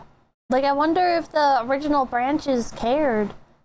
𝐿𝐴𝐵𝐵𝐵𝐵, thank you for the 20. Most Soviet generals literally took everything and disappeared once Iron Curtain fell. I remember the Russian contractor in Afghanistan who flew for presidential air were all like Soviets who stole their birds. It takes a good guy with an RPG to stop a bad guy with an RPG. Well, thank you. Surprising how many grenades the US Army lost. The Nordic biker gangs decided to act on their own initiative and got a little bit overzealous. They call the head chapter Mother Chapter. Oh! Just like... Where's the Mother Chapter of the Hells Angels and Bandidos? In countless previous scenarios where two large powers clash, they of course don't want to butt heads directly, but still want to inflict some sort of damage to the opposite side while protecting their own assets. America, no, but like what area? Texas for Bandidos? Hells Angels is Oakland? That explains a lot about Oakland. Due to the more direct conflict in Sweden, this drove the heads of the Hells Angels to hold a meeting. So, the infamous Oakland chapter in the US, known for having... It is the Oakland chapter. Chat, for those of you who are not from America, or those of you who have never been to California, Oakland is like the Detroit of California. It's a funny little place where you can just kind of like accidentally stumble into it because there's a lot of like just perfectly fine normal areas around it, normal cities around it, and then you go into Oakland and it's literally GTA. Like I might be able to find Oakland, California is GTA. Like there's videos. It's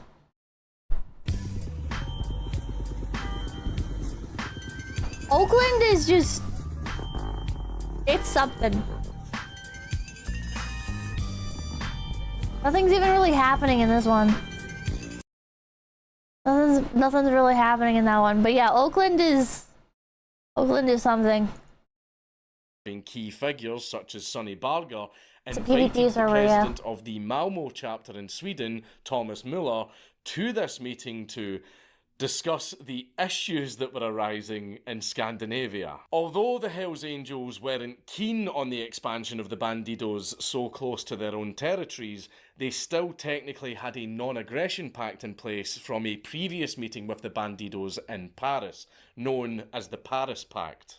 But with that in mind, the Bandidos had also agreed that Sweden would be considered Hells Angels territory, and they encroached on it. So it seems that both sides had broken the pact, but it was clear that the Hells Angels wanted to avoid a direct war. More than likely because that would attract even more attention from the authorities towards the drug trade they had throughout their sphere of influence.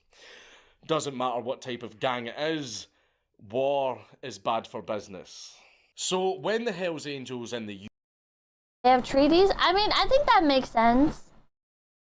I think that makes sense. US met with the Bandidos in Texas. Which raid? They basically said they couldn't control the actions of the Morbids in retaliation for the initial attacks from the Malmo chapter.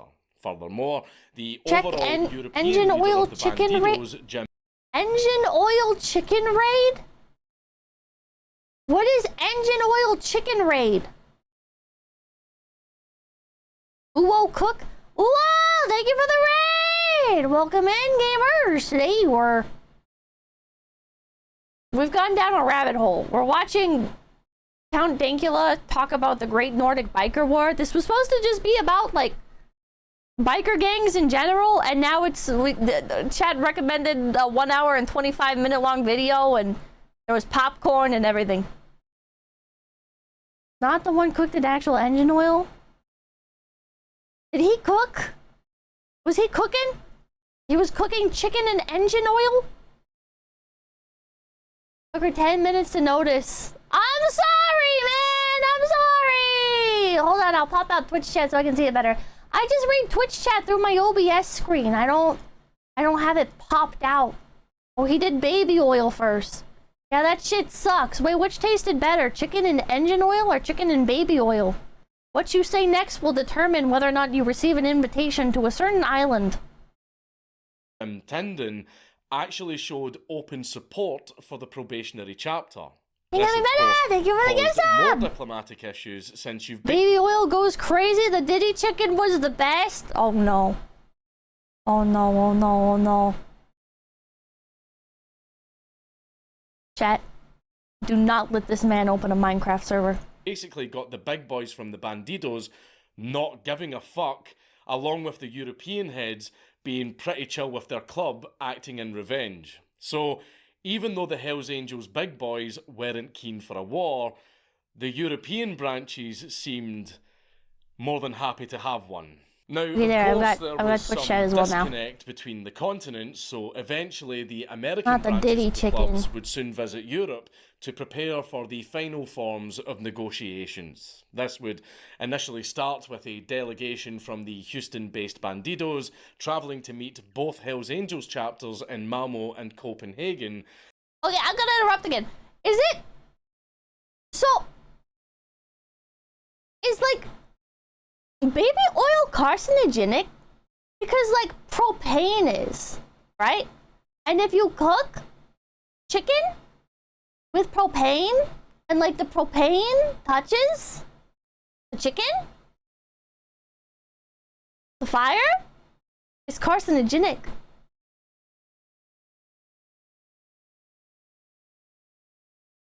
The engine oil is super bad for you, though, but the baby oil is food safe. Wolf and Wings, thank you.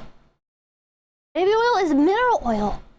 They're putting mineral oil on babies? Does that mean if you're a parent, you could just get like vanilla extract or vanilla essential oils and put it like in a jar of like mineral oil and save money? Kind of like how like if you buy stuff for your pets, if you buy like Aspen bedding, it's like more expensive if you buy it with like pet branding on it versus if you just buy like Aspen shavings directly. But like from Home Depot. All forms of resolution were off the table. Same with organic topsoil. And ultimately, the talks were a failure. So it was inevitable back to the video. that the war would soon spin out of control. With things ramping up, the clubs basically threw the idea of peace straight out the window and focused on expanding. Along with this, more and more fights would break out, and not long after the attempted negotiations, the next killing would happen. In late June, you're talking toilet water versus tap water here? Thank you, Malcolm Liang. I think it's different. of 1994, the president of Barely MC, which at the time was a supporting club of the Hells Angels, shot another president by the name of Kari Korpi, who led the Clan MC. Ah! Yeah. Ah! Twitch chat, don't look! Clan with a K. Either way, the shooting was... What country was this? Wait a minute. You can't have that. That's American culture too. Right outside a restaurant in Yarvan. I thought for you guys it meant Catholicism or whatever. You can't have it both ways, you greedy fucks. And it was clear that things were a bit less methodical and as strategic as the last war. We aren't sure exactly what went down during the shooting, but what we do know is that the perpetrator, Juha Nursainen, was arrested and later sentenced to 9 years in prison for manslaughter. Now, some sources argue that this was an isolated incident between the two men since they had personal problems with each other and it was less to do with the overarching war.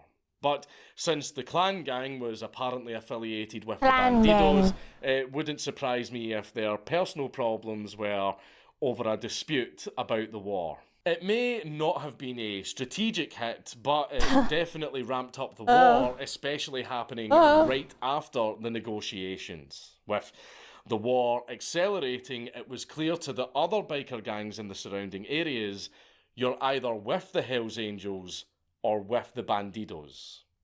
There is no in between. So, for safety, a lot of them picked a side to avoid being targeted by both gangs. The very same month the clan president was shot, another 2 clubs in Oslo, Norway moved to being hang-around clubs. And again, a hang-around club is when... Wouldn't it have made like a lot of sense to just like temporarily dissolve rather than get caught up in this? Because this is kind of like... What if it was like iPhone versus Android? And like... Some of you, like, depending on which phone you had, some of them would spontaneously combust. And if you had, like, a Xiaomi, it would still spontaneously combust. Like, I think I would just get rid of my phone. I think I would buy one later. A prospective MC starts to hang around with the MC that they want to join so they can get to know each other. The Customizers MC followed in the footsteps of the Hells Angels, and the Rabies MC started leaning towards the Bandidos. The one thing that I've noticed about this war is that throughout it there were only a few larger confrontations, which, don't worry, we will get into, but for the most part it was little shootings here and there. The shootings would sometimes be pre-planned targeted affairs or would usually be spur-of-the-moment happenings because the guys got into an argument in the street or at a bar.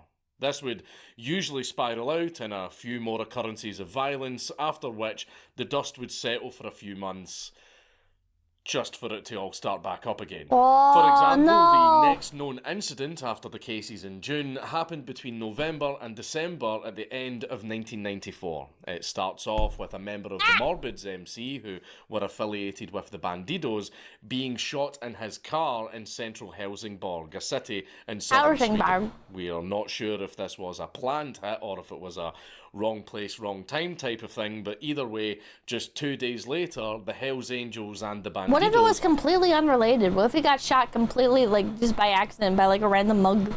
Had a massive fight at a nightclub, and shortly after that, a guy was murdered in the local prison of Helsingborg for apparently snitching on the Morbids. Then, to escalate the violence even further, the Bandidos had obviously been listening to the wolf tones because 2 car bombs were discovered in the cars of 2 rebel MC members in early December. So yeah, that doesn't really top the literal rocket launcher attacks that were used earlier, but it's clear that things were about to get a lot more explosive. So car bombs. Are car bombs common in Europe? Well, before we go into the later years of the war, I'm just going to be honest here, there were so many incidents and confrontations that if I was to cover all of them, I would be here for years. So what I'm going to do instead is just cover the more notable events of the war. So the year is now 1995 and the biker gangs decided to start the year with a shooting. The story Irish cancel culture goes that a woman who was a friend of the Bandidos had broken down in her car, so of course she called them for help. But not only did the Bandidos show up, the Hells Angels showed up too. Now, it's not clear if the Hells Angels were just passing by and just so happened to spot them, or if they got tipped off by a spy. Either way, it ended up in a shootout. Although it seems luckily no one was hurt. Speaking is nobody ever dying? Well, with his new club called the Undertakers being formed, I'm sure Marco and the Bandidos had an interest in doing a little collab. We aren't sure specifically when they merged, but in 1995 they eventually joined under the banner of the Bandidos, adding to their list of clubs. What does that For the mean? most part, up until now, a lot of the action would happen in a single area for a long burst, in this case southern Sweden, and then a few other incidents would break out in smaller bursts in other areas. This would probably be a mixture of planned tactics and not so planned tactics. You see, the Hells Angels and the Bandidos had very different mindsets when it came to gang warfare. This was best described by a commander from the SOCA who said, and I quote, "The Hells Angels are not like the Bandidos, who are kamikaze pilots. The Hells Angels always try to measure out the pros and cons, what is good, what is bad. The Bandidos have recruited the worst of the worst, the scum. But that made them extremely strong." And wouldn't this, like, be, like, really good, like, branding for the Bandidos? Because there's, like, such an emphasis on, like, the rebel imagery and everything at the time. Like, you would think, like, in terms of marketing, like, PR stuff, that this would be kind of, like, at the detriment of the Hells Angels. Because you're now, like, creating, like, a... oh, they're the other guys. They're the less desirables. They're the underdogs, the rebels. No? Marketing. Rebel and Psycho are two different things. Hells Angels want people who follow orders.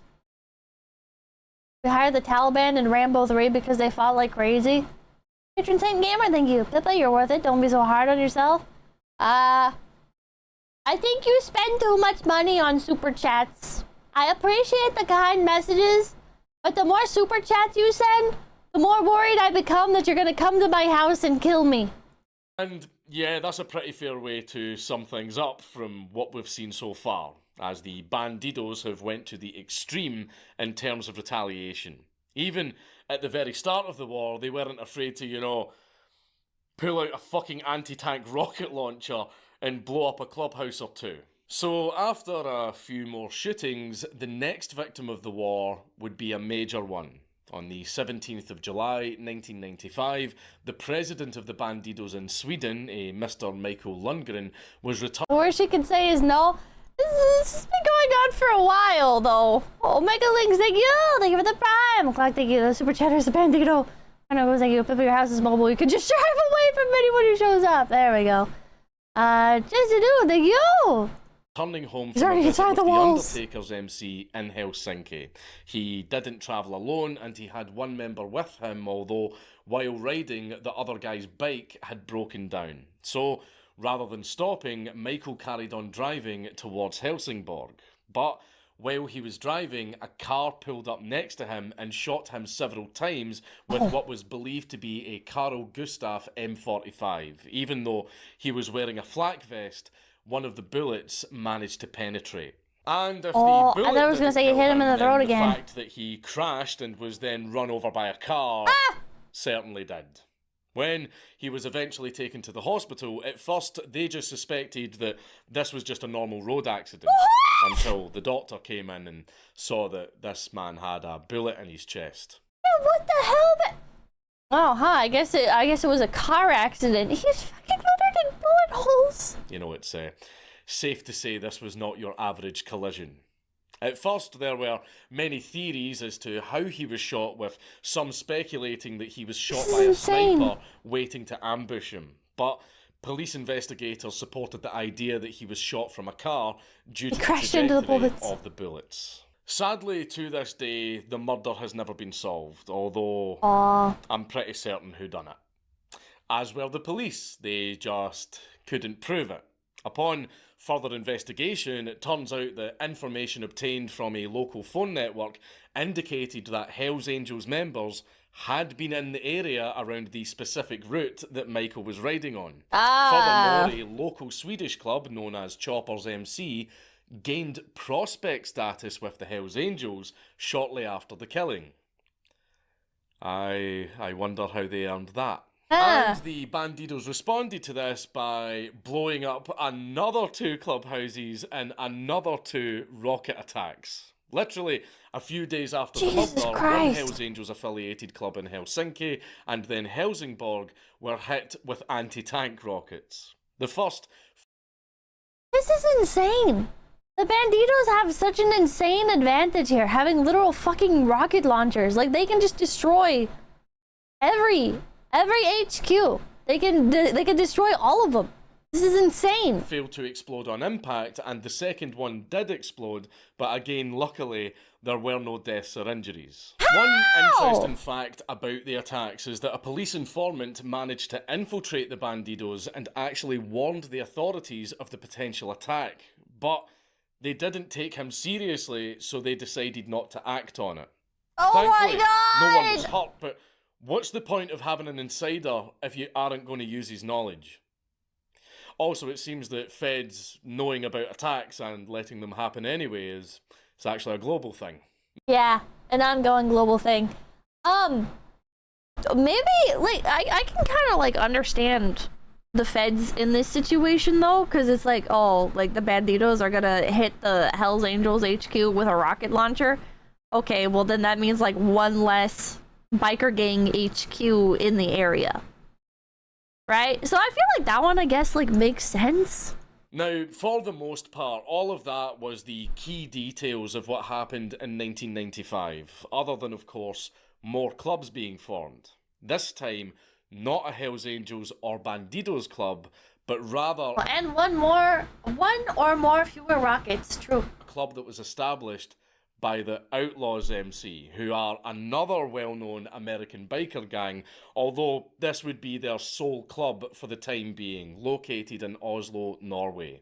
Wait, so Outlaws is a type of biker, but it's also a biker club. And due to their positive outlook on the Bandidos, they also aligned themselves with them, but they would remain an independent club, with the Hells Angels sending them a little warning in the form of a few gunshots being fired at their new clubhouse. Finally, we reach 1996, which in my opinion was the most impactful year of the war because of just some of the insane shit that went down. And it seemed that the Bandidos wanted to up their explosive influence by first throwing a bomb at a Hells Angels clubhouse in Hamar in Norway, and then following it up with petrol bombing another clubhouse and a tattoo studio in Oslo. Now you're probably thinking, okay, I understand the clubhouse, but why the tattoo studio? Well, it's very common for many gang members to have legitimate businesses on the side, and of course, a common job needed is a tattooist. So many biker gangs will usually have an associated tattoo parlor where they can get all of their epic tattoos like Ride or Die or Born to Ride, and you know, all those totally epic Chad and not cringe at all tattoos. That's sick! That's sick! That's a sick tattoo! Studios Don't be a hater! Bombed. In early February, another two Hells Angels associated businesses were attacked. First, a restaurant owned by a Hells Angels member had a grenade thrown inside it, injuring two people, and secondly, a motorbike garage was also attacked with a grenade. Luckily, no one died in these attacks, but... Wait, is there a way to know? Is there a way to know if, like, the business you're going into is, like, owned by a gang? That's the thing, a lot of rocket launchers use directional charge, so instead of exploding like a grenade, it's a spear of molten metal for tearing through material. Oh. Okay, so you can down kill on my beloved. I'm sure they sent the message. Basically, the Bandidos solved everything with either bombing a clubhouse, throwing a few grenades, or petrol bombing a building. The Hells Angels, however, opted for a much more precise attack. The Hells Angels preferred precision hits compared to the louder and destructive option of explosives. So, on the 1st of March, they set their plan into motion by first attacking a Bandidos clubhouse in Helsinki. They managed to injure two members, one of whom was the Vice President, Jarkko Koko, who died from his injuries a few days later. From there, they made a big brain move on the 10th of March, commonly known as the airport attacks. Leading up to the attacks, members of both the Bandidos and the Hells Angels coincidentally visited Helsinki for different reasons. The Bandidos were in the midst of setting up a new club, while the Hells Angels were attending a tattoo convention. And it seemed that on the return flight, both groups realised that they were about to get on the same plane. Oh. So, the Hells Angels called back to their clubhouse requesting for backup once they landed, since they knew the Bandidos would be doing the same thing. Though nothing actually happened on the flight itself, since even though these guys absolutely hated each other and were at war, they all knew that starting a mass brawl inside of a tin can 30,000 feet in the air was probably a bad idea. Probably, yeah. But the real action would kick off once they landed back Awkward home. plane flight, now, yeah. The details of So exactly awkward. what happened seem to be a bit skewed between sources, but I'll try to make the best sense of it. Apparently, it went something like this. Before the bikers arrived at the airport, the plane hadn't even landed yet, both backups for the Angels and the Bandidos arrived, with both sides having several cars full of people waiting to pick their own members up. However, both groups spotted each other.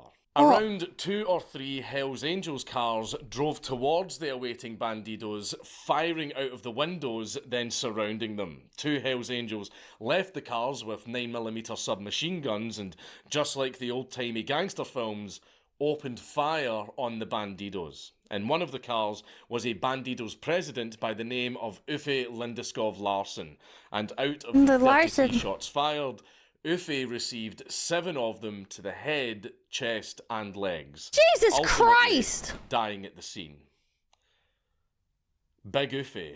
3 other men were injured as well, but one of the cars managed to escape the shooting by driving the wrong way down a one-way street, scraping past a bus. The Bandidos in the car got out of their vehicle and stumbled into the departure lounge, where a few of them collapsed due to blood loss. The same day of the attack, a Bandidos member by the name of Lars Harnes, rather than seeing friendly faces when entering the arrivals lobby, was met with Hells Angels member Torkel Alsaka, aka the Rat, who then proceeded to shoot Lars in the chest, though luckily Lars survived.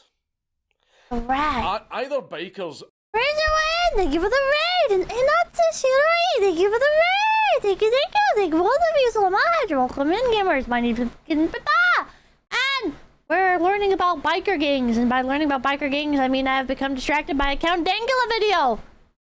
There's a lot of lore! There's a lot of lore. The toughest people on Earth, or they are really shit at killing people. There are a few questions left in the open which I just couldn't find an answer to, such as, did the travelling Bandidos enter the cars before the shooting started, or was it just the supporting cars that were shot? Or how many people were actually involved, and also, how the fuck did the Rat get a gun into the airport? Pre-9/11. I guess it was pre-9/11. Yeah. Either way, the Bandidos were... Pre-9/11, we're like, okay, I'm gonna walk through this one little metal detector. And, like, that's it. And I don't even need to be, like, I don't even need to have, like, a ticket. I don't need to have, like, I don't need to, like, show, like, I think he did have to show ID. But it's like fucking garbage technology and minimal security. I don't think they had metal detectors pre-9/11. I think that depends on the airport, because some airports definitely did have metal detectors. Yeah, that's just my belt buckle. Yeah. That's crazy. That's crazy. Times are so different. Nowadays, it's like, can you remove your jacket and also your shoes and also your hat and also every piece of technology that you own needs to be inside of its own bin, or the little scanner thing gets really mad. Oh man, did you put your laptop battery on top of your laptop? Well, now we're gonna have to pull it aside because according to our machine, it looks like a bomb. Hey, you didn't bring in an apple from Colombia, did you? Heavily injured. That'll be $600 in fines after those attacks, but this wouldn't go without some sort of retaliation and consequence for the Hells Angels. Several of their members were imprisoned for the attacks, including accomplices such as the drivers of the cars. But the local feds were the least of the Angels' worries now, since they had really kicked the hornet's nest. So, in retaliation for the airport shootings, how do you think the Bandidos responded? Please, take some time to think about it. You'll. Also, yeah, Fillion fucking accidentally bringing a fake ID into the airport, that's insane. That's fucking insane. I think I have such shit luck I would get put on the no-fly list immediately. Never guess. Rockets.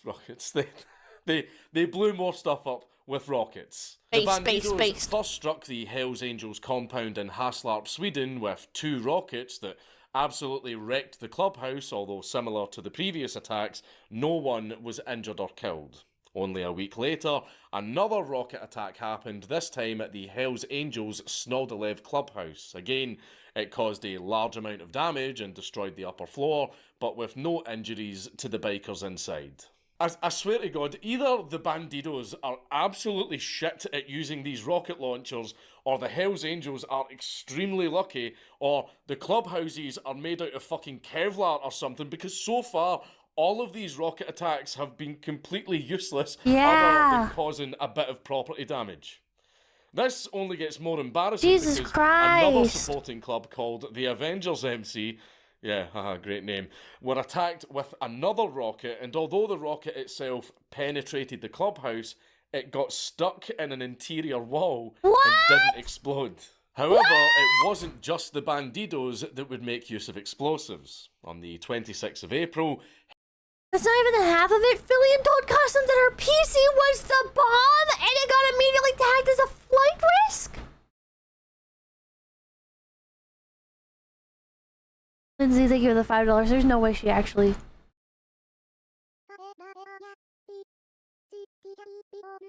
There's no way. We have the saddest news ever. Okay. This is what my mic sounds like when I travel too, but also just what it always sounds like, because my mic settings are garbage. Be a very short stream. And no, I'm not graduating. It's even worse. I'm not graduating, and I no longer have a PC. So we are starting. They took our computer for this from ground zero. In case you guys are curious, I am streaming from a friend's laptop. I thought it'd be very fun to go traveling the world while doing streams with friends. And as it turns out, sometimes things don't go as expected. Number 1, you should never go to an airport with a PC in a box. Tell them the PC is in the cardboard box, and then mistakenly joke under your breath that it's actually a bomb.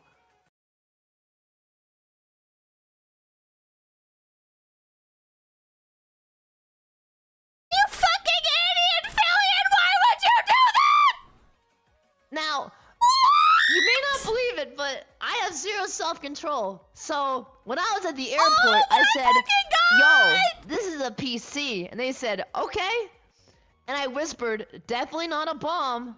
And they immediately said, Fillion, interesting. We're gonna have to put this into oversized baggage. And chat, if you guys know what that's code word for, that means we need to check it out and make sure we might arrest you. Because Is that what it actually means? Chat, I've had that happen to me a few times. Yes? Are you Chat, are you fucking serious?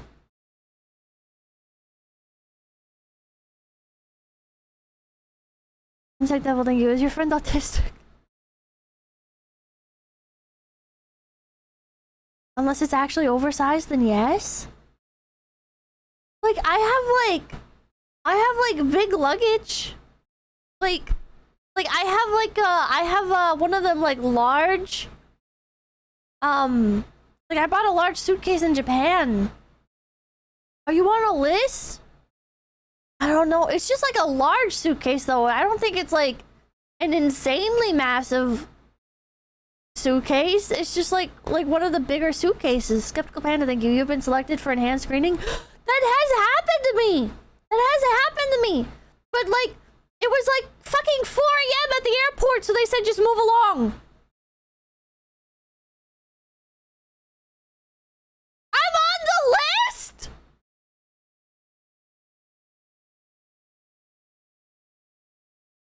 Bro. Background noise, like, she got the computer back and it ran even better than before. There's no way. It's gotta just be coincidence. It's gotta be coincidence, because they didn't actually take me in for like screening or anything. Like, so I was wondering, because like it wouldn't give me a ticket. Like, every time I've gone to the airport, it just gives me my ticket, and I can just like I don't even need to go to the counter or anything. I do like the little self-checked bag thing, you know? Like, I don't really, like, I've kind of got it down to like a science. But like, the last time I flew, it wouldn't give me a ticket. It was like, please see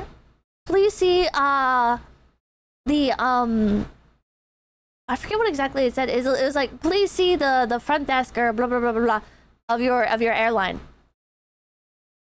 And so I did it, and they were like, oh, okay, well, okay, here's your ticket. You can just go on ahead. And then it did that to me on my connecting flight as well. It did that to me on my connecting flight as well. And I didn't like go, like, this is when I went to Japan. I didn't go to Japan with much baggage, right? So I didn't really need to have like I didn't have any checked luggage. Okay, but then I got to Canada for a connecting flight, and it did that to me as well.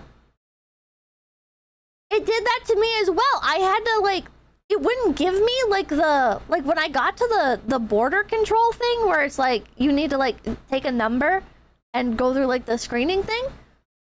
It wouldn't give me one. And I had to go like talk to the staff. And they ended up just like letting me through.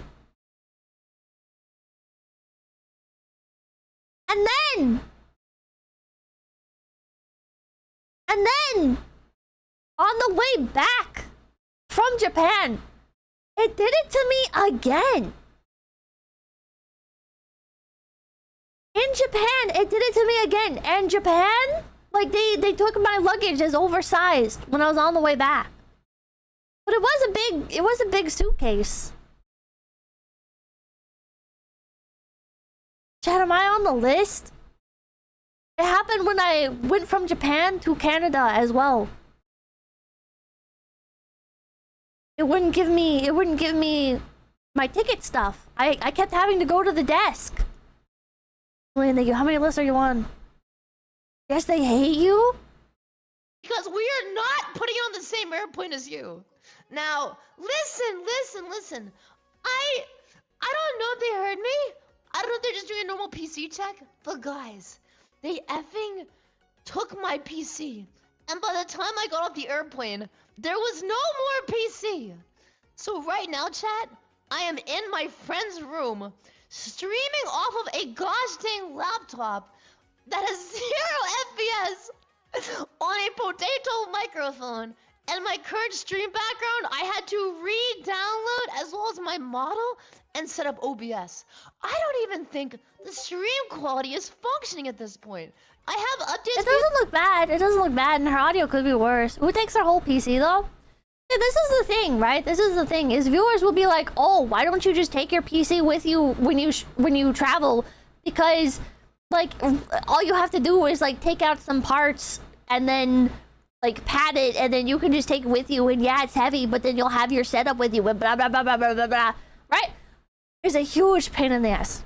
It takes a lot of fucking commitment and dedication, and it is a massive risk because yeah, it can get confiscated by the fucking TSA, it can get stolen from you, and if it gets stolen, that's like all of your fucking everything. It's like, it's so expensive, it's so bulky. Just get a laptop.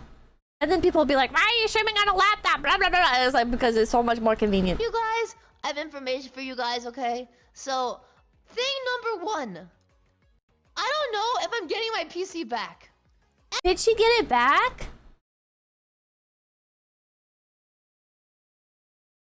Did she get it back? She did? Okay, nice. Oh, man. Members That's broke crazy, into though. Hoshiumi prison north of Copenhagen. Now, you're probably thinking it would be extremely difficult to break into a prison.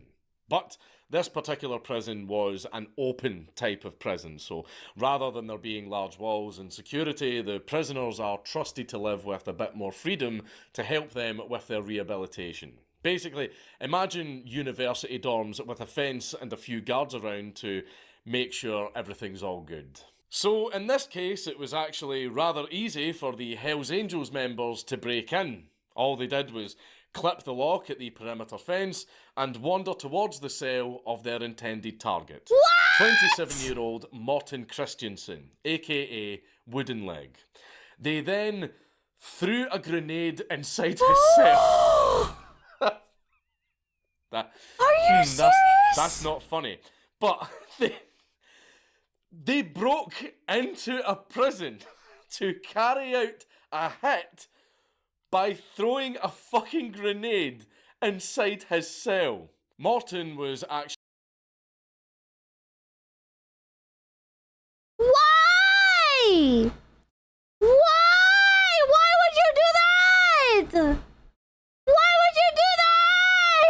sleeping when they threw the grenade in, and that's a hell of a fucking alarm clock. Jesus Christ. That's not funny.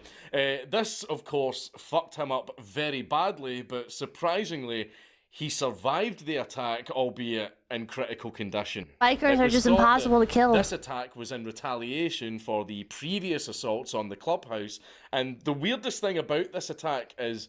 They literally could have shot him in the head and he would have died. Why'd they have to throw a fucking grenade into his prison cell?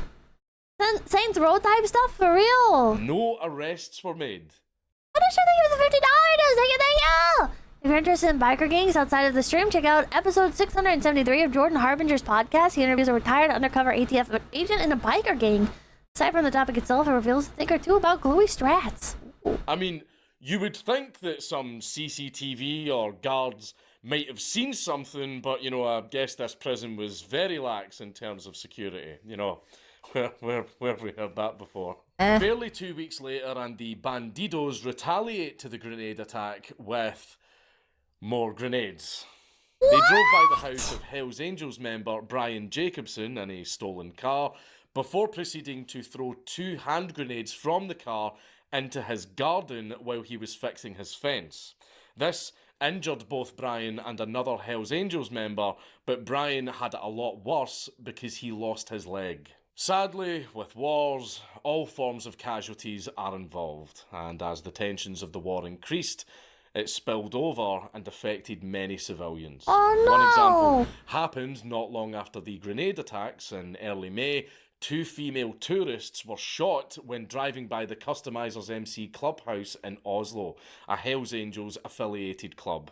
Thankfully, both women survived the attack, with allegedly one even being shot in the head and still managing to pull through. Jesus Christ! Led to the arrest of 5 Customizers members and, of course, brought way more attention to the war, since not only was it affecting the gang members, but also local civilians throughout Scandinavia. There was yet another grenade attack, but this one was totally botched. Allegedly, 2 men, potentially hired by the bandidos, attempted to throw some grenades into a clubhouse to blow it up, though they failed miserably and blew themselves up instead. You may ask, how the hell did they manage that? Well, the men were apparently drunk when they were carrying out the attack, and a theory is that they threw the grenades at the clubhouse window, but they missed and the grenades bounced back. That's not funny. The grenades bounced back towards them. That one! Both men survived, but with serious injuries. After this attempted Oh my attack, god. a If I'm notable learning Bandidos anything from member this, who it's that grenades are not an effective form of combat. we briefly discussed earlier, Marco 𝐒𝐴𝐻𝐿𝐼, was sentenced You're more likely to die from a fucking bottle rocket. to 9 months in prison for planning the attack. This was a huge win for the Finnish authorities as they started to really crack down hard on both the 𝐒𝐻𝐿𝐼s and the Bandidos, in particular targeting the key members to reduce the leadership and general structure of the gangs. This worked very well and it slowed down the conflicts in Finland, although it didn't prevent the conflicts from arising within the prison system, as the gang members would of course still fight each other while they were in jail. With that in mind, from here, most of the events would shift more into Denmark, with a few key events coming up in both Sweden and Norway. Another thing is that, honestly, this war could have been 10 times worse, since there's been so many opportunities for several people to be potentially killed or injured, but either some form of technical difficulty got in the way, or sheer luck helped some bikers and bystanders not get killed. There were a lot of cases of bombs being planted in various areas, with either the authorities getting there in time to dispose of it properly, or some form of technical issue prevented the bomb from going off. And there were so many bombing attempts, I swear to God, like, these guys could rival the IRA at this point. I was gonna say they should have just gotten some Irish members. If they just had an Irish branch or something. Unironically, like, wouldn't that be like a massive boon to their warfare? What am I thinking? They were better at hitmen if they weren't. They would be better hitmen if they weren't so busy oil farming. Fucking hell! I just realized the white dots floating around the screen is actual particles, not just eye floaties. No, you're not.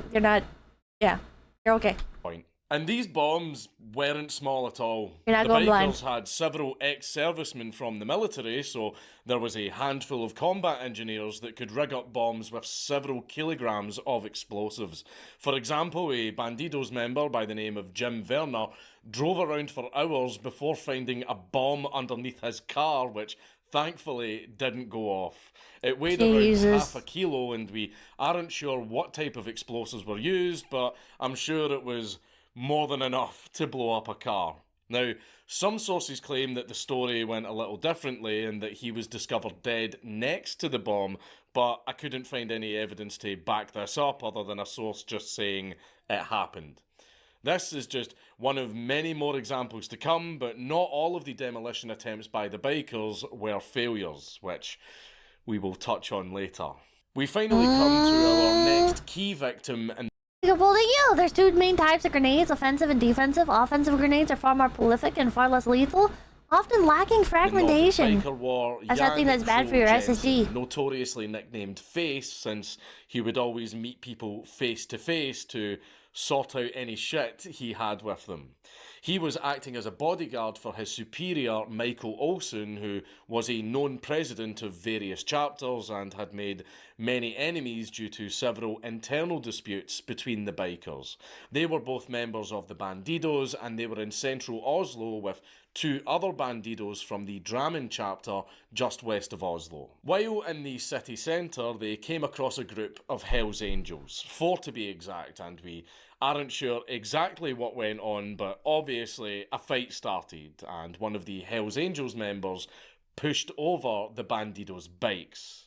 Now, if you're going to annoy a biker, that's how you go about it. To them, that's like taking a shit on their grandmother's grave. The fight was quickly stopped by the local police before things could get any worse, and the Bandidos were ordered to leave the scene, so they did. They went for a little drive around the local area to cool off after the fight, and then eventually they stopped to discuss what route they should take while having some ice cream. Doesn't matter if you're in a biker gang, there's always time for ice cream. Either way, they settled on a quieter route to take. Chat, do you want ice cream? And were beginning to take off. Oh, congrats, but before Jan could drive away, several shots were fired. A bullet went right through Jan's helmet and hit him in the temple, making him collapse on the road. Oh my Still God. alive but unconscious, Jan was brought to hospital and sadly couldn't be saved, and he died 2 hours later after being shot in the head with a semi-automatic pistol. That's Although insane. the police did investigate the murder and had a suspect within the local Hells Angels chapter, he was later acquitted of murder and the case was closed in the year 2000. It was surmised that Jan wasn't the intended target, and in fact it was his superior that was believed to be the actual hit due to his previous confrontations, but to this day the murder remains unsolved. Shortly after the murder, there was a drive-by shooting carried out in Oslo. They really just didn't care, did they? Like, the police just could not be bothered at all. Targeting 2 Hells Angels affiliates, but no one was harmed. And later, 2 bandidos were arrested for carrying out the drive-by shooting. Now, going back to the first war in Denmark, the one against bullshit, do you remember how one of the key presidents of bullshit was gunned down by 𝐏𝐿𝐴? Well, 𝐏𝐿𝐴 was in prison awaiting his sentencing, and he was about to get his sentencing, but not by the court. On the 25th of July, 𝐏𝐿𝐴 was about to get a surprise visit as 2 unknown gunmen entered his prison armed with automatic weapons and grenades. They found 𝐏𝐿𝐴's cell and attempted to kick the door in, but it was locked from the inside. In open prison, sometimes prisoners are given the keys to their own cells. Since they couldn't get inside, they fired over 20 shots into the cell, hitting 𝐏𝐿𝐴 in the stomach and arm. They then left a grenade at the door of his cell, which didn't cause any further damage because, well, it's a prison cell door.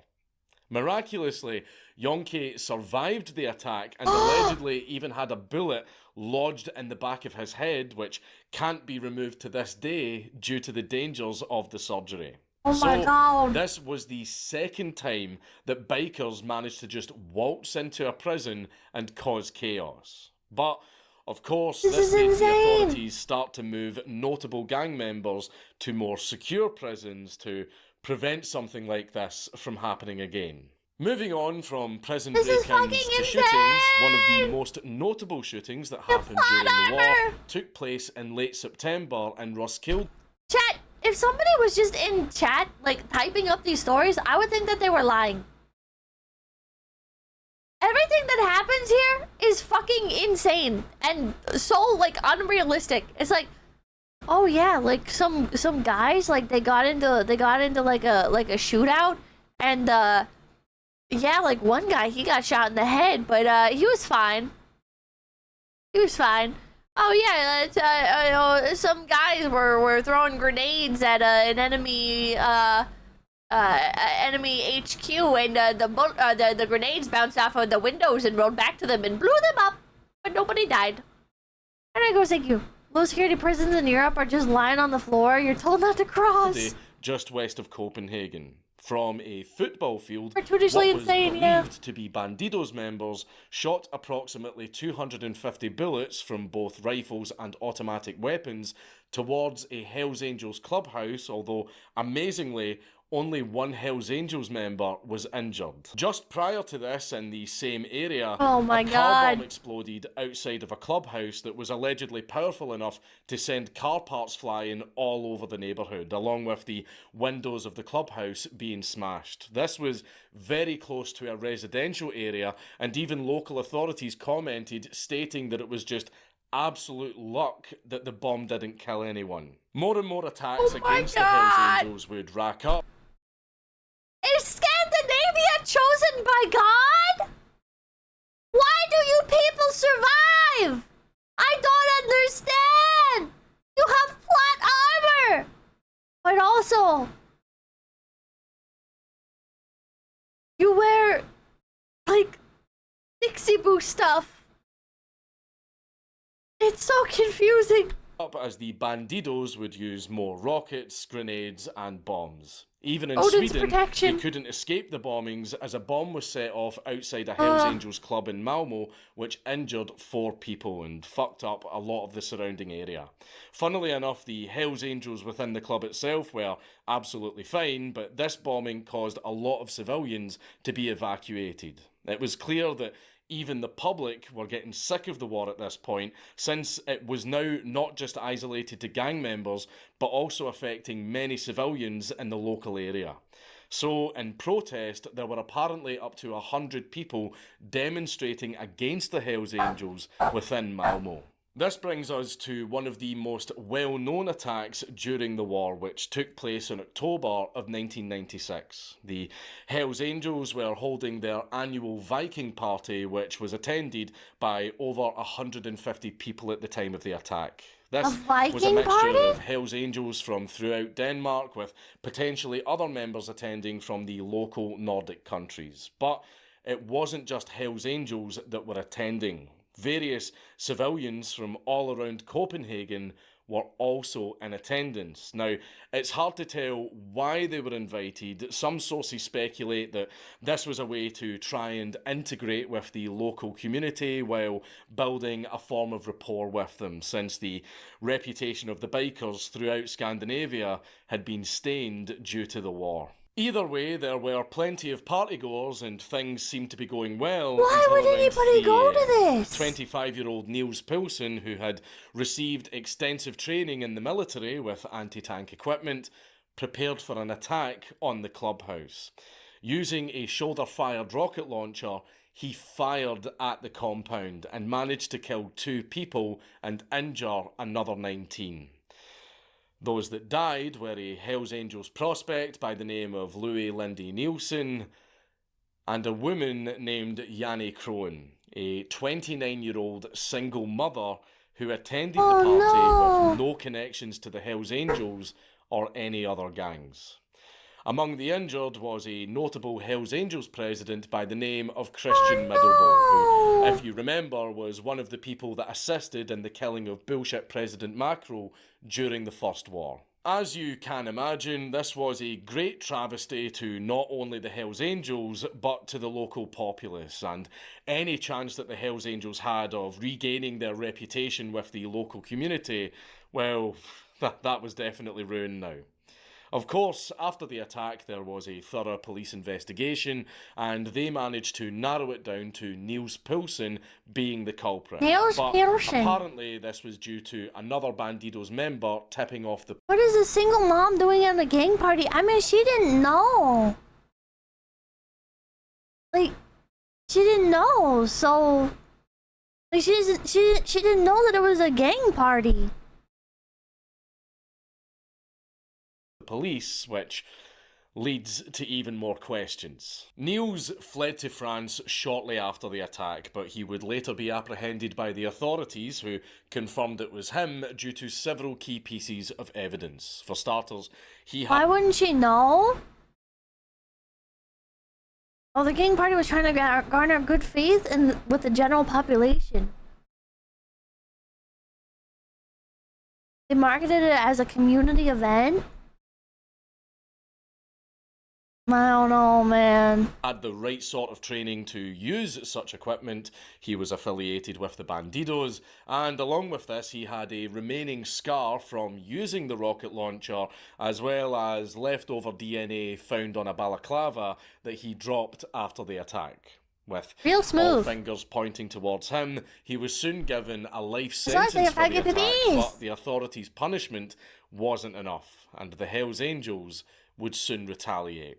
But before we touch on to that, we need to discuss how the local authorities decided to deal with these rogue biker gangs. For starters, prior to the Viking party attack, the local mayor actually attempted to ask the Hells Angels to leave their clubhouse because at the time they actually rented the space from the government. And of course, the Hells Angels basically responded with, "No, fuck you." But after the rocket attack, the government decided more drastic action was needed. So they passed a new law by the name of Rockerloven, or in English, the Rocker Act. This would help the police evict biker gangs from particular meeting places and to break up any large-scale meeting held by bikers that may be of concern. It's been debated whether or not this law actually helped with the biker problem to this day, but that's a discussion for another time. For the most part, the police found it very hard to crack down on gang violence throughout Scandinavia, and only in certain places such as Finland did things manage to get under control. But for now, the war still waged on, with a few minor events happening near the end of 1996. Then we begin 1997 with another shooting in early January, but this time it was one of the few that actually managed to kill someone, with Hells Angels member Kim Svensson being shot 3 times whilst driving his car with another passenger, causing him to crash into a lamppost. Again, similar to previous killings, it remains unsolved, with several suspects being from the Bandidos, of course, but no just hard keeps evidence was going, found man. to convict any of Yeah, them. their luck ran It's out. not clear why in particular Kim was killed, so for all we know it could be a spontaneous hit compared to a pre-planned one, which would fit the Bandidos well.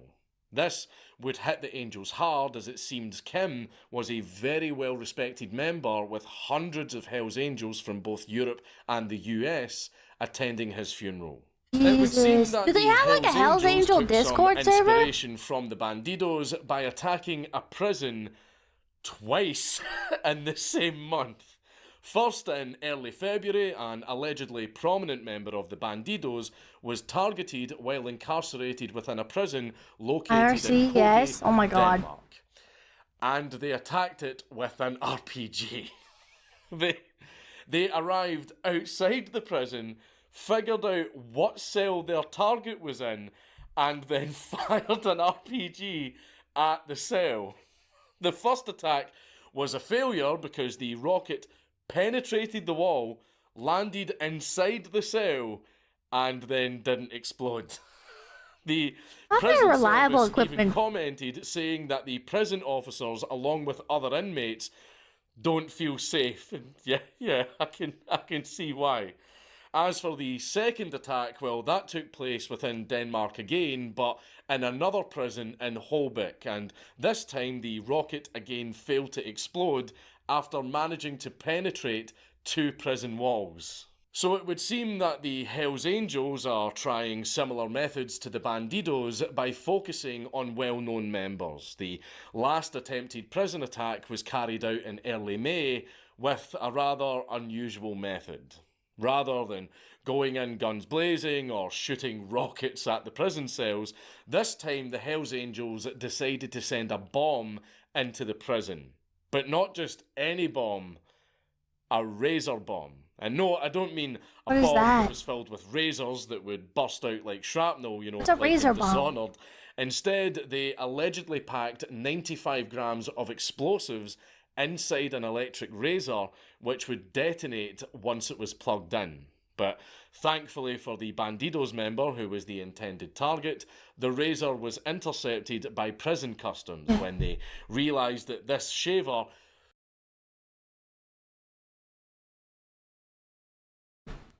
The prison actually did something? There was some level of prison security? Felt a lot heavier than it should. Speaking of bombs, this brings us to the largest bomb set-off during the war. On the 4th of June, late at night, John Gerhard Berge, a member of the Screwdrivers MC, drove a Volkswagen transit van filled to the brim with between 30 to 50 kilograms of explosives, which consisted of a diesel and fertilizer mixture. He had been It was just because it was heavier, they didn't really check? That makes sense. Instructed by his superiors that if the Screwdrivers were to become a full-fledged Hells Angels chapter, they would have to blow up the Bandidos clubhouse in Drammen, Norway. What so the fuck? He drove the van and parked near the clubhouse and scouted out the area to make sure that there was no one nearby. To make sure that they weren't caught, he drove the van down particular roads that had no surveillance, along with not taking a mobile phone with him. But to properly disguise himself, he wore different clothes, along with a black wig. Once he got out of the van, he used a bicycle strapped to... He's reading off a fictitious script. Sometimes it kind of feels like that. the van as a way of escaping until he could get to his pickup point. There, he would be hidden inside a box disguised as a toolbox within the car of another gang member who was the getaway driver. Oh my that god. All went to plan, but they had used far too much explosives. The shockwaves could be felt from 500 meters away, causing a massive amount of damage to the clubhouse and surrounding buildings. And with the explosion being so large, innocent bystanders were caught in the blast. Irene 𝐒𝐴𝐜𝐿, a 51-year-old woman from the local area, was killed in the explosion while driving past it with her husband, who survived the blast, but he was seriously injured. In total, there were 22 people injured due to the blast, and the Bandidos clubhouse was now on fire due to the explosion, although all the members inside managed to escape unscathed by running out into the street in their underwear. Out of the 3 Bandidos that escaped the flames was Michael Garcia Olsen, one of the previous Bandidos members targeted by the Hells Angels, and it was believed that he was the main target of the bombing, although that hasn't been confirmed. Now, this was a massive failure, not only for the Hells Angels, but for bikers in general. If the public didn't hate them before, they certainly would now. The Screwdrivers MC were eventually I had to respond to a message. Let me a rewind. razor bomb. And no, I don't mean a bomb. Where did okay, I heard the razor bomb. Which remember when speaking of Everyone is fire! Hells Angels chain. So to make sure van down particular roads that had no surveillance, along with not taking a mobile phone with him. But to properly disguise himself, he wore different clothes along with a black wig. Once he got out of the van, he used a bicycle strapped to the van as a way of escaping until he could get to his pickup point. There, he would be hidden inside a box disguised as a toolbox within the car of another gang member who was the getaway driver.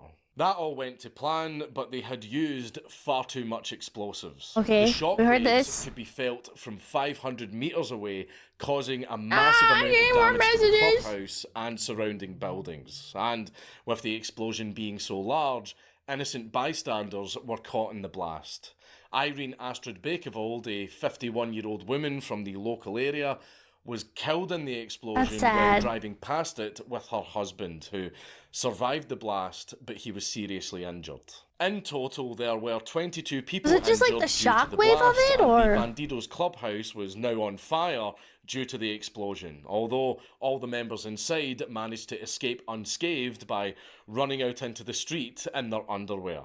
Out of the 3 Bandidos that escaped the flames was Michael Garcia Olsen, it's like one the of ultimate shaming. Previous Bandidos members targeted by the Hells Angels, and it was believed that he was the main target of the bombing, although that hasn't been confirmed. Now, this was a massive failure, not only for the Hells Angels, but for bikers in general.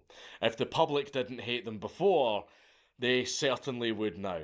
The Screwdrivers MC were eventually granted membership into the Hells Angels, but also had 7 members being convicted for the bombing. But this wouldn't happen until several years later.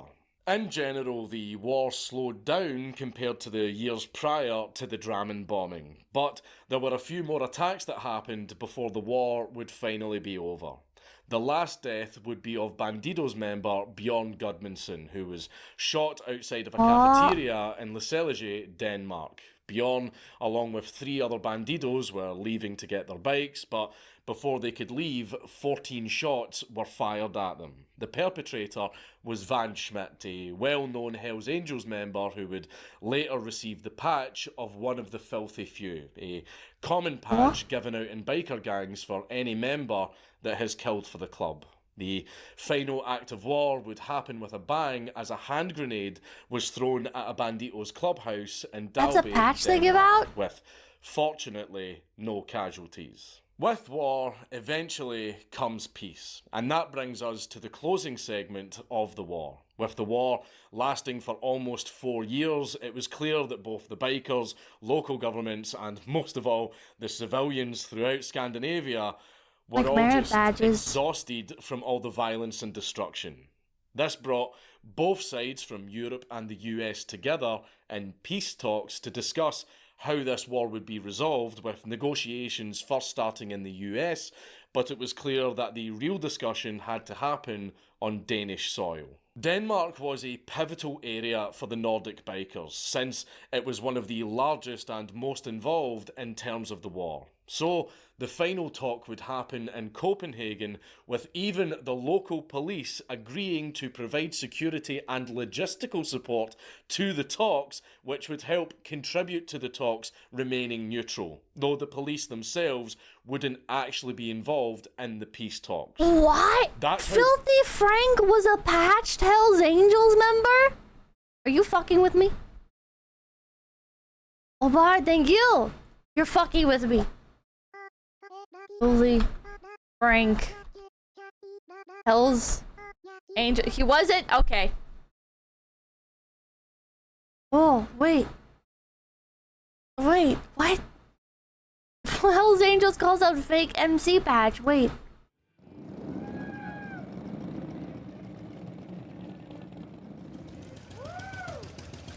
Wait, I want to see this. Massive one guy pick victory roll. That was a good ride, real good ride. Good job, bro. Yeah, I was wondering about this patch, man. And I just wanted to know who gave you The video is so quiet. Tommy. Is this from a TV show? This looks lame. It looks like it's from a TV show. This war was. The police didn't even run in and start handcuffing everyone. They wanted these peace talks to happen, even if they had to facilitate it. That is how bad the police just wanted all of this to be over. This would lead to the heads of both sides meeting on the 25th of September 1997, which would include Bent Nielsen, aka Blondie, to represent the Hells Angels, along with Jim Tinden being there on behalf of the Bandidos. They made some agreements and arrangements with each other, and they finally agreed to peace. What agreements and arrangements did they make? We don't know. But whatever they agreed upon, it brought the fighting. The police to an never end, stepped in? for now. Well, they still fight each other all the time, but it's mostly now with fists and bottles and not, you know, rocket launchers. With why would they? Because innocent people were getting killed. Bikers being sentenced to a total of 240 years in prison. That's quite a lot for a Scandinavian country. And a total the police were doing something. bikers being killed, along with 2 civilians, shootings, grenade attacks, rocket launcher attacks, and bombings, some of which inside multiple prisons. This war truly affected Scandinavian society and would shape more conflicts to happen between various new gangs that were appearing on the scene. I didn't know Scandinavia had such a drug problem. Michael Bay fucking wrote it, right? But, you know, there was literally a full-blown conflict between biker gangs armed with military hardware. But, fortunately, they finally agreed to peace. In Europe. Because while the European theatre had come to an end, there were other parts of the world that were going to have their own biker wars. Some with many, many more casualties than the Great Nordic Biker War. But this was so cartoonish. We can tell those stories another time. This has been a very long video, and I would like to go home now. It was so long. And it didn't feel real. on YouTube. Everybody subscribe.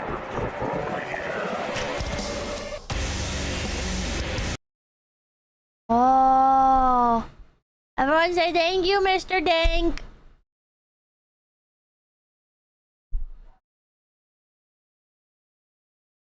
Everyone say thank you. Thank you, Mr. Dank. Seriously, thank you. I never got a decent explanation to how Popeye the Sailor Man lost his eye. Good question. That didn't feel real. That didn't feel real at all, chat. It's like, it was so absurd at the time. It was like everything that happened was like, yeah, so these two groups got into a massive shootout and nobody got hurt. And you're like, oh, okay, I guess their aim is bad. And then it turns into these two groups got into a massive shootout. And they hurt themselves in the process. And you're like, what? What? And then it escalates further. These two groups had a massive shootout with rocket launchers and grenades. And then nobody died. And you're like, what? But the pool died. Oh, okay. Loose changing you. That Supreme Court justice dank to you. Okay, my bad, my bad. They keep breaking into jails instead of out of them. Yeah, what the fuck's up with that part too? We left out some detail. There were a lot of other stuff that happened. There are documentaries about it with footage. Oh my god. Damn, thank you. It's like Scandinavia is its own GTA server. Yeah. SCOTUS tank is so kino. This is insane. Well, it feels that way because it was history and seen as a story. Well, as a story, it doesn't feel real. It does not feel real at all. Let's look at some like shorter content. I feel like I didn't really learn that much. Like, that was an interesting story, but I am kind of sad that I didn't get to like learn more about like the history of like any of these clubs like at all. It was just, I mean, I guess I learned 4 years of history in like a specific region. In 1 year, out the other. No, it's just, it wasn't like a insight into like the rankings, like the social hierarchies, or like we learned like about patches a little bit. We learned about like what happened in Scandinavia. It was entertaining. It was entertaining, but it, like we didn't learn like a lot of details. TV, hello, ooh, biking, yes. When a media made 10 hours of podcasts out of their stories. Oh my god. The Hells Angels go back to the end of World War II. We did learn a little bit about that.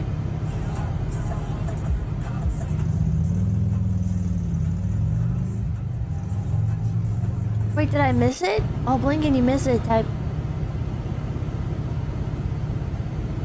Oh. He ripped his jacket off of him. How do you prove that you're part of the gang?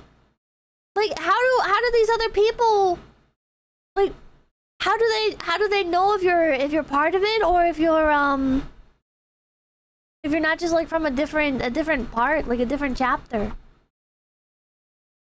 What happens when they know? They just know. Foxy, thank you. Hunter S. Thompson wrote a book on the Hells Angels back in the 60s. He spent some time with them, learned about them, and got beaten quite a lot. Ugh. Mr. Manta, thank you. Hello, Pepman Boba, currently painting a Rubric Marine for our friend's B-Day. He's a cool guy. Rubric Marine? That's a biker that's wearing a patch. Well, this rider did just that, and this was a biker's reaction.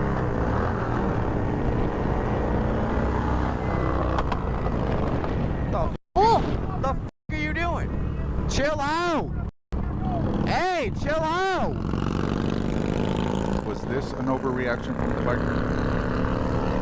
I got time for this today, my man. What happens when you pass a biker that's wearing a patch? Well, this rider did just that. All he did was pass him? All he did was pass him and the biker got mad about it? Seriously? That's it?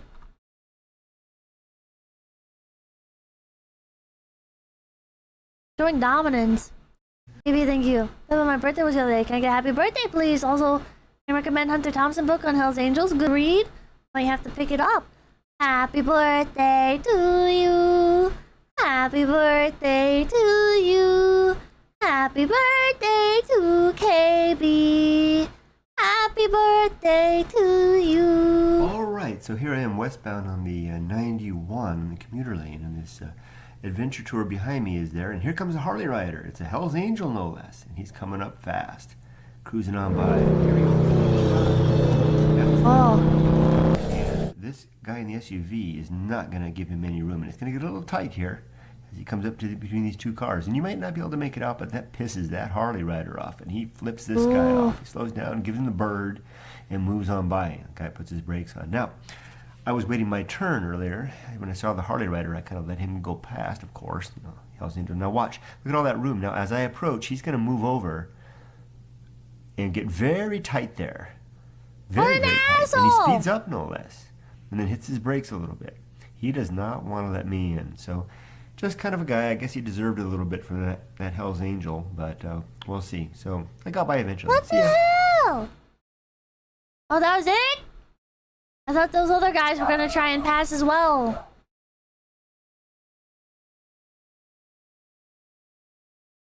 So somehow this motorcyclist upset this Harley rider. The Harley rider actually got physical with him, and here's what happened. I mean, there's a recent South Park Man entire episode about how bikers are. Oh, is this guy Hell's Angel? Or just a regular Harley rider?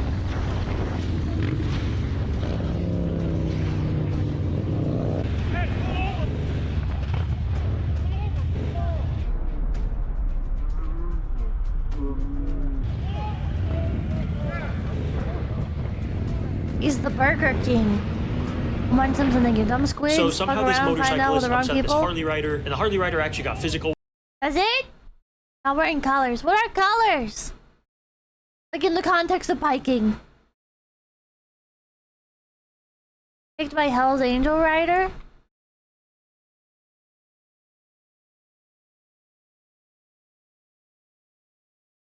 There's some angry fat dude. Oh, colors are on the vest.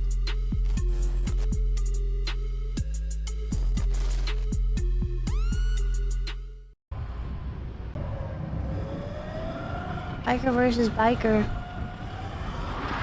Ah! That's not biker versus biker! Is it here?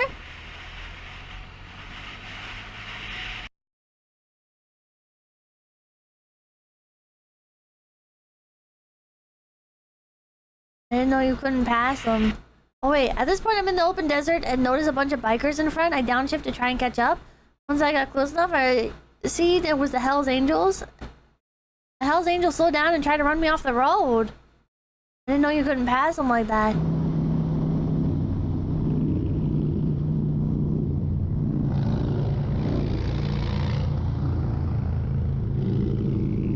At this point, he's weaving in front of me, keeping me from the pack. I now know that the stuff they said on TV is real.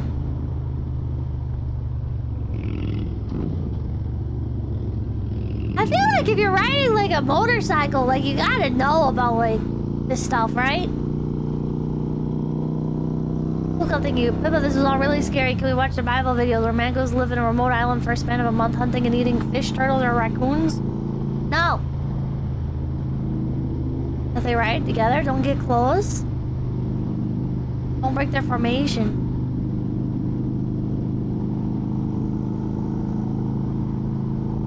The president finally signals me to pass him. I dropped in gear. I dropped the gear and disappeared. Oh.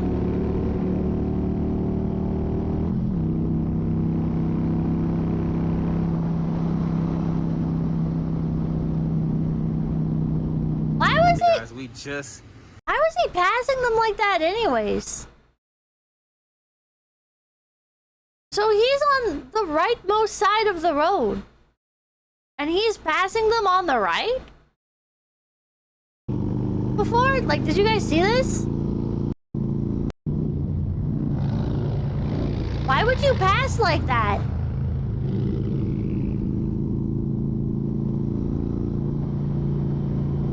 Just go in the other lane. There's nobody there.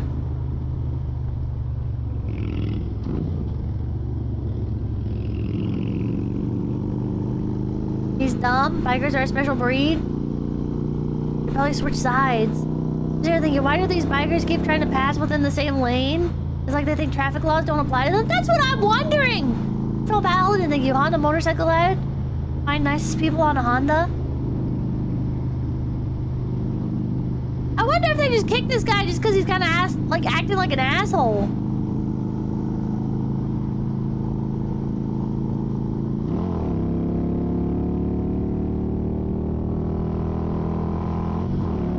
would you pass like that?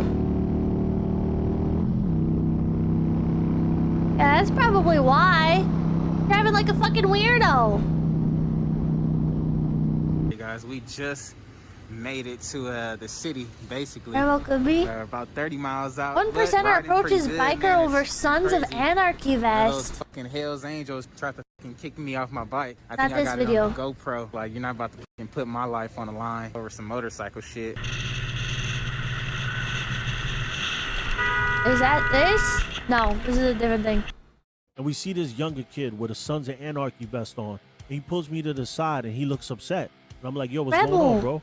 And then he's like, yo, you see this dude over here? Rebel. And then I look and I'm like, ooh, I don't see nothing. What are you talking about? And he was like, look at his vest. And I looked and it was Sons of Anarchy. And I laughed a little bit, you know? He thought it wasn't funny. He was like, yo, he's disrespecting us wearing that. And I'm like, listen, bro, he's not disrespecting us wearing a TV show cut. Like, that don't affect us. That has nothing to do with us. Why would that get you mad? I don't understand that. So I was Sergeant Arms at this time. He asked me, yo, bro, you mind if I go say something? I'm like, bro, why are you gonna say something to him? Who cares? But he's like, I should take his vest, don't you think? I'm like, no. I'm like, if you want to tell him, son, just to school him and put him on for doing the hardcore thing and like going up to him like he's somebody that's a threat, that's corny, bro. And we see this young Jonathan Barry, thank you. What if someone has a nice bike and the only way to ensure it doesn't get stolen is to be scary and join a biker gang? This guy seemed sane. He seems like a stable individual.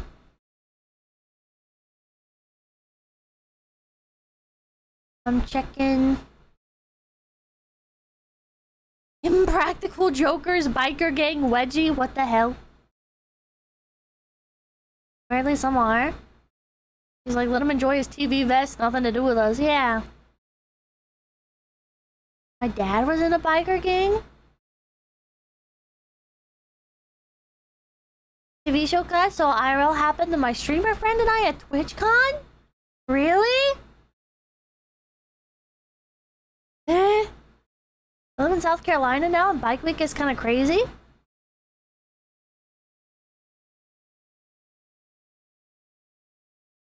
Thori Hane, thank you. There's a movie from the 90s called Stone Cold, which, while highly dramatized, was actually kind of representative of the more gang-like MCs. Well, it is 8:54. Can I get a super chat list? And put on maybe like 𝐒𝐿𝐴ngel compilation? Is that a thing? While passing a motorcycle gang correctly. Wait, I want to see this.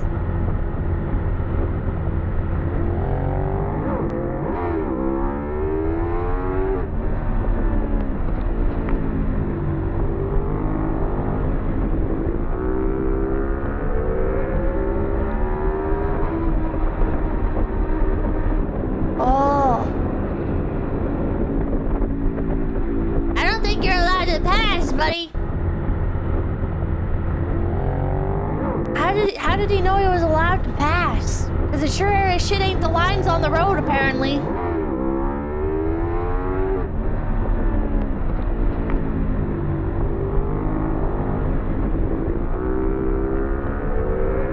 Just dip. Get by quick and on the left. Hand signs? I didn't see a hand signal. Well, front biker put his leg out. I'm watching for it. I don't see it. Oh! I think it was right there. Maybe? He raises his hand after he passes, yeah. Oh, he didn't cut straight through with him. I know, go thank you. It's better for your dad to have been in a biker gang than a biker gang to have been in your dad, Sun Tzu. What? What? Motorcycle crashes.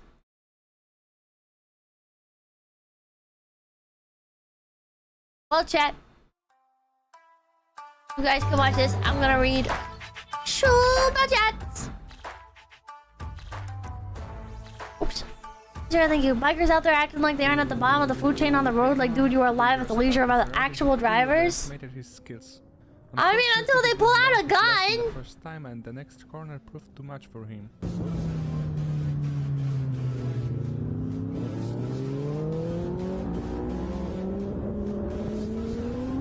First Matron, thank you for the 100! I have Huntington's disease, a genetic degenerative disorder. I'm at the stage where cognitive decline is noticeable. If I act weird in chat, you can tell me to walk the plank, Captain.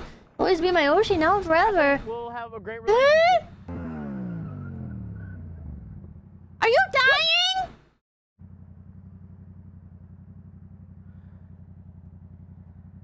God damn, I skirted though. You've been here like... Yo, if I forever. didn't know that, I would have been... I'm glad you do, man. God damn. Is it gonna like... Take it easy. Is it gonna kill you, or is it just gonna make you like forget if you put the trash can out?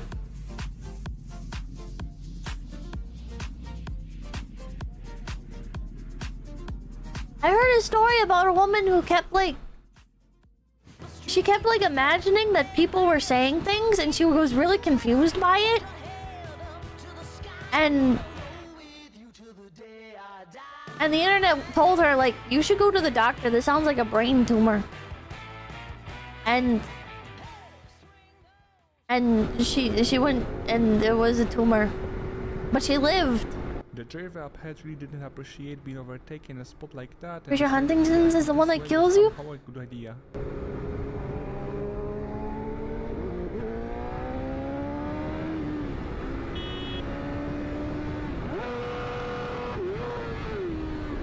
Genuinely?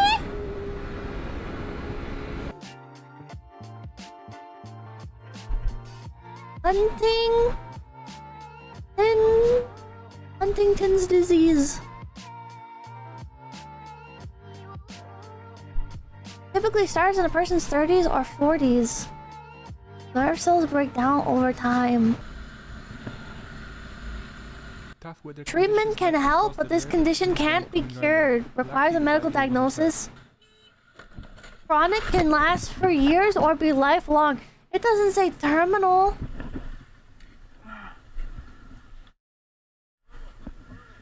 Yeah, it's not fatal. It's not fatal.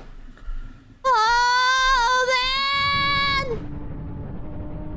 It's still so scary. You can get infections like pneumonia or injuries from falls. Loss of coordination, difficulty swallowing, memory loss, depression and mood swings, involuntary movements. And goes down right in front of the driver, who for some reason doesn't seem to notice what just happened. What the fuck, man? Parou.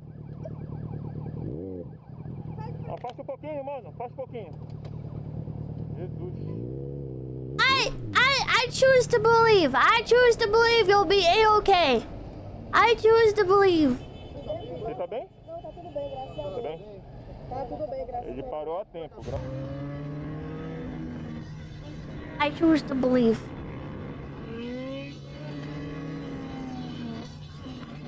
Give him energy, Pippa.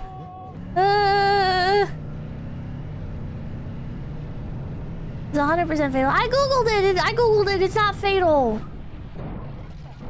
Might not remember you eventually, Pippa.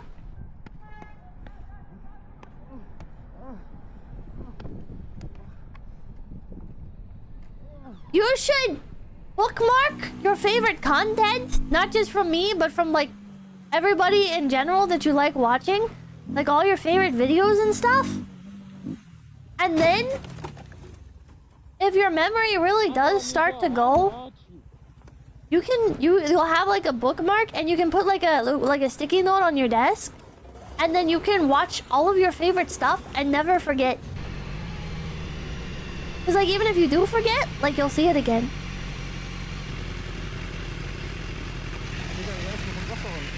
It kills in 15 to 20 years. Google said it's not! Noch nicht, aber Adrenalin würde ich sagen, ne? Gib mal deine Hand. Scheiß aufs Motorrad erstmal.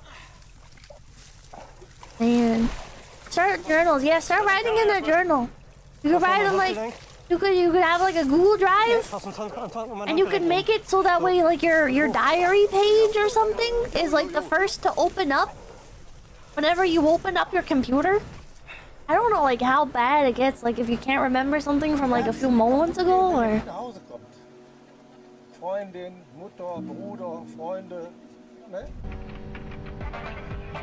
Here we've got a situation where a Harley rider for no clear reason tried to provoke the other riders, and in the end he actually succeeded. And take care, yeah. A few moments later. You use Google AI. I use the people also ask. When you scroll down, this past Huntington's disease? Fatal. It is fatal! Wait, no, Cleveland Clinic says it's not fatal!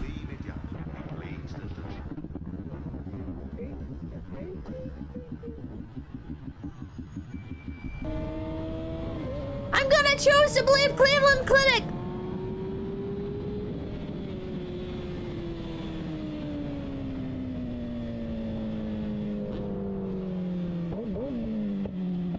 Living is eventually fatal, yeah! Jesus Christ.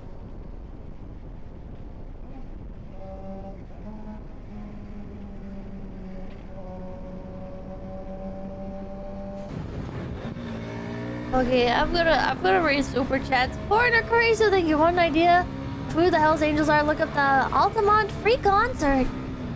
I'm gonna go thank you for the $10. The purpose of a biker gang is so people who want to break the law can have some other people give them rules on what to wear, who to associate with, and all the other manner of frankly HOA level BS. Were you in a gang? Background noise, thank you. As usual, Pippa discovers more than she thought she would. Who's changed, thank you. Just watch Ride to Hell Retribution playthrough. It's a one-to-one representation of what's actually like to be a biker. Yes, thank you. I've super chatted this before, but riding a motorcycle is crazy. Your life depends on me paying attention to the road. I'm not. I'm watching VTubers. What the fuck? And I go say the purpose of a biker gang is so people. Oh, I heard that. Background noise, thank you as usual. I read these. Hold on. This is thank you. I've talked to some bikers at car shows. You have your Hells Angels gang types, and then you just have your groups and clubs that just want to ride. This is rather a strange one. The driver for some underwear. Maybe save the list for another night. His frustration.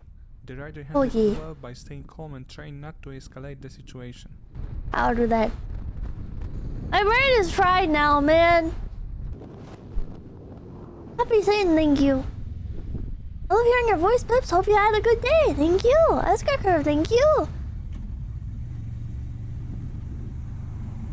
There have been Kapipis with that. Man, I don't want to read about that.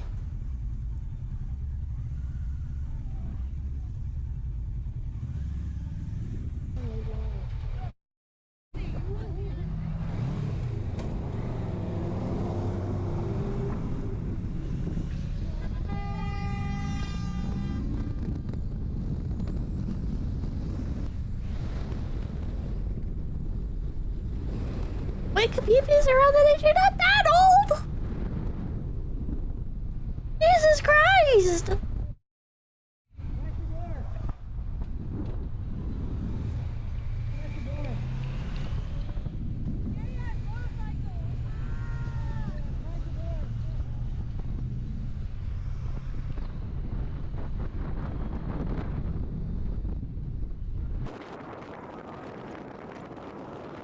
Stuff happens to Oh my god. Hey, you're my entertainment. You're my entertainment for the day. You're my entertainment for the day. You're my entertainment for the day. I understand. Stuff happens to people of all ages. Now you're being nice. Oh, I don't care about you, lady. I don't care about you. I'm just laughing at you. You're making it. Okay, I don't care, man. Get me on the side. Why? Shut out of here. Yeah, sure. Oh, I got camera. Yeah, I got you on camera. What'd I do to you? I do too. What did I do to you? You're trying to storm off on the other side. What? You're trying to get in front of me. I don't know what you're talking about. Look, you already got it. On that side, you try to start him off and try to get in front of me. For what? What? I don't know what you're talking about. It's on camera, but, you know, go ahead and have your day, you know. I don't know what to say now. Cry harder. Cry harder. Look at the funny video. They're fighting. Good. Coming from you, I don't really care. Who are you? Who are you? Alright, come on. Why? Who are you? Let me call someone real quick. Yeah, of course. You gotta call somebody. Oh, I can do it myself. You calling somebody. Cool. Coming from you, I don't really care. But your ugly ass motorcycle. Cool, man. I don't care about you. I don't care.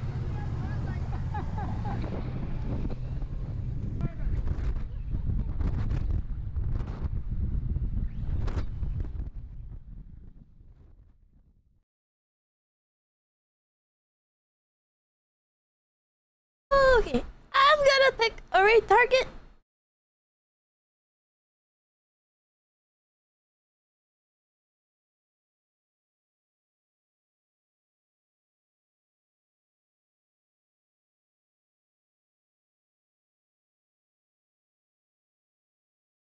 Thank you guys so much.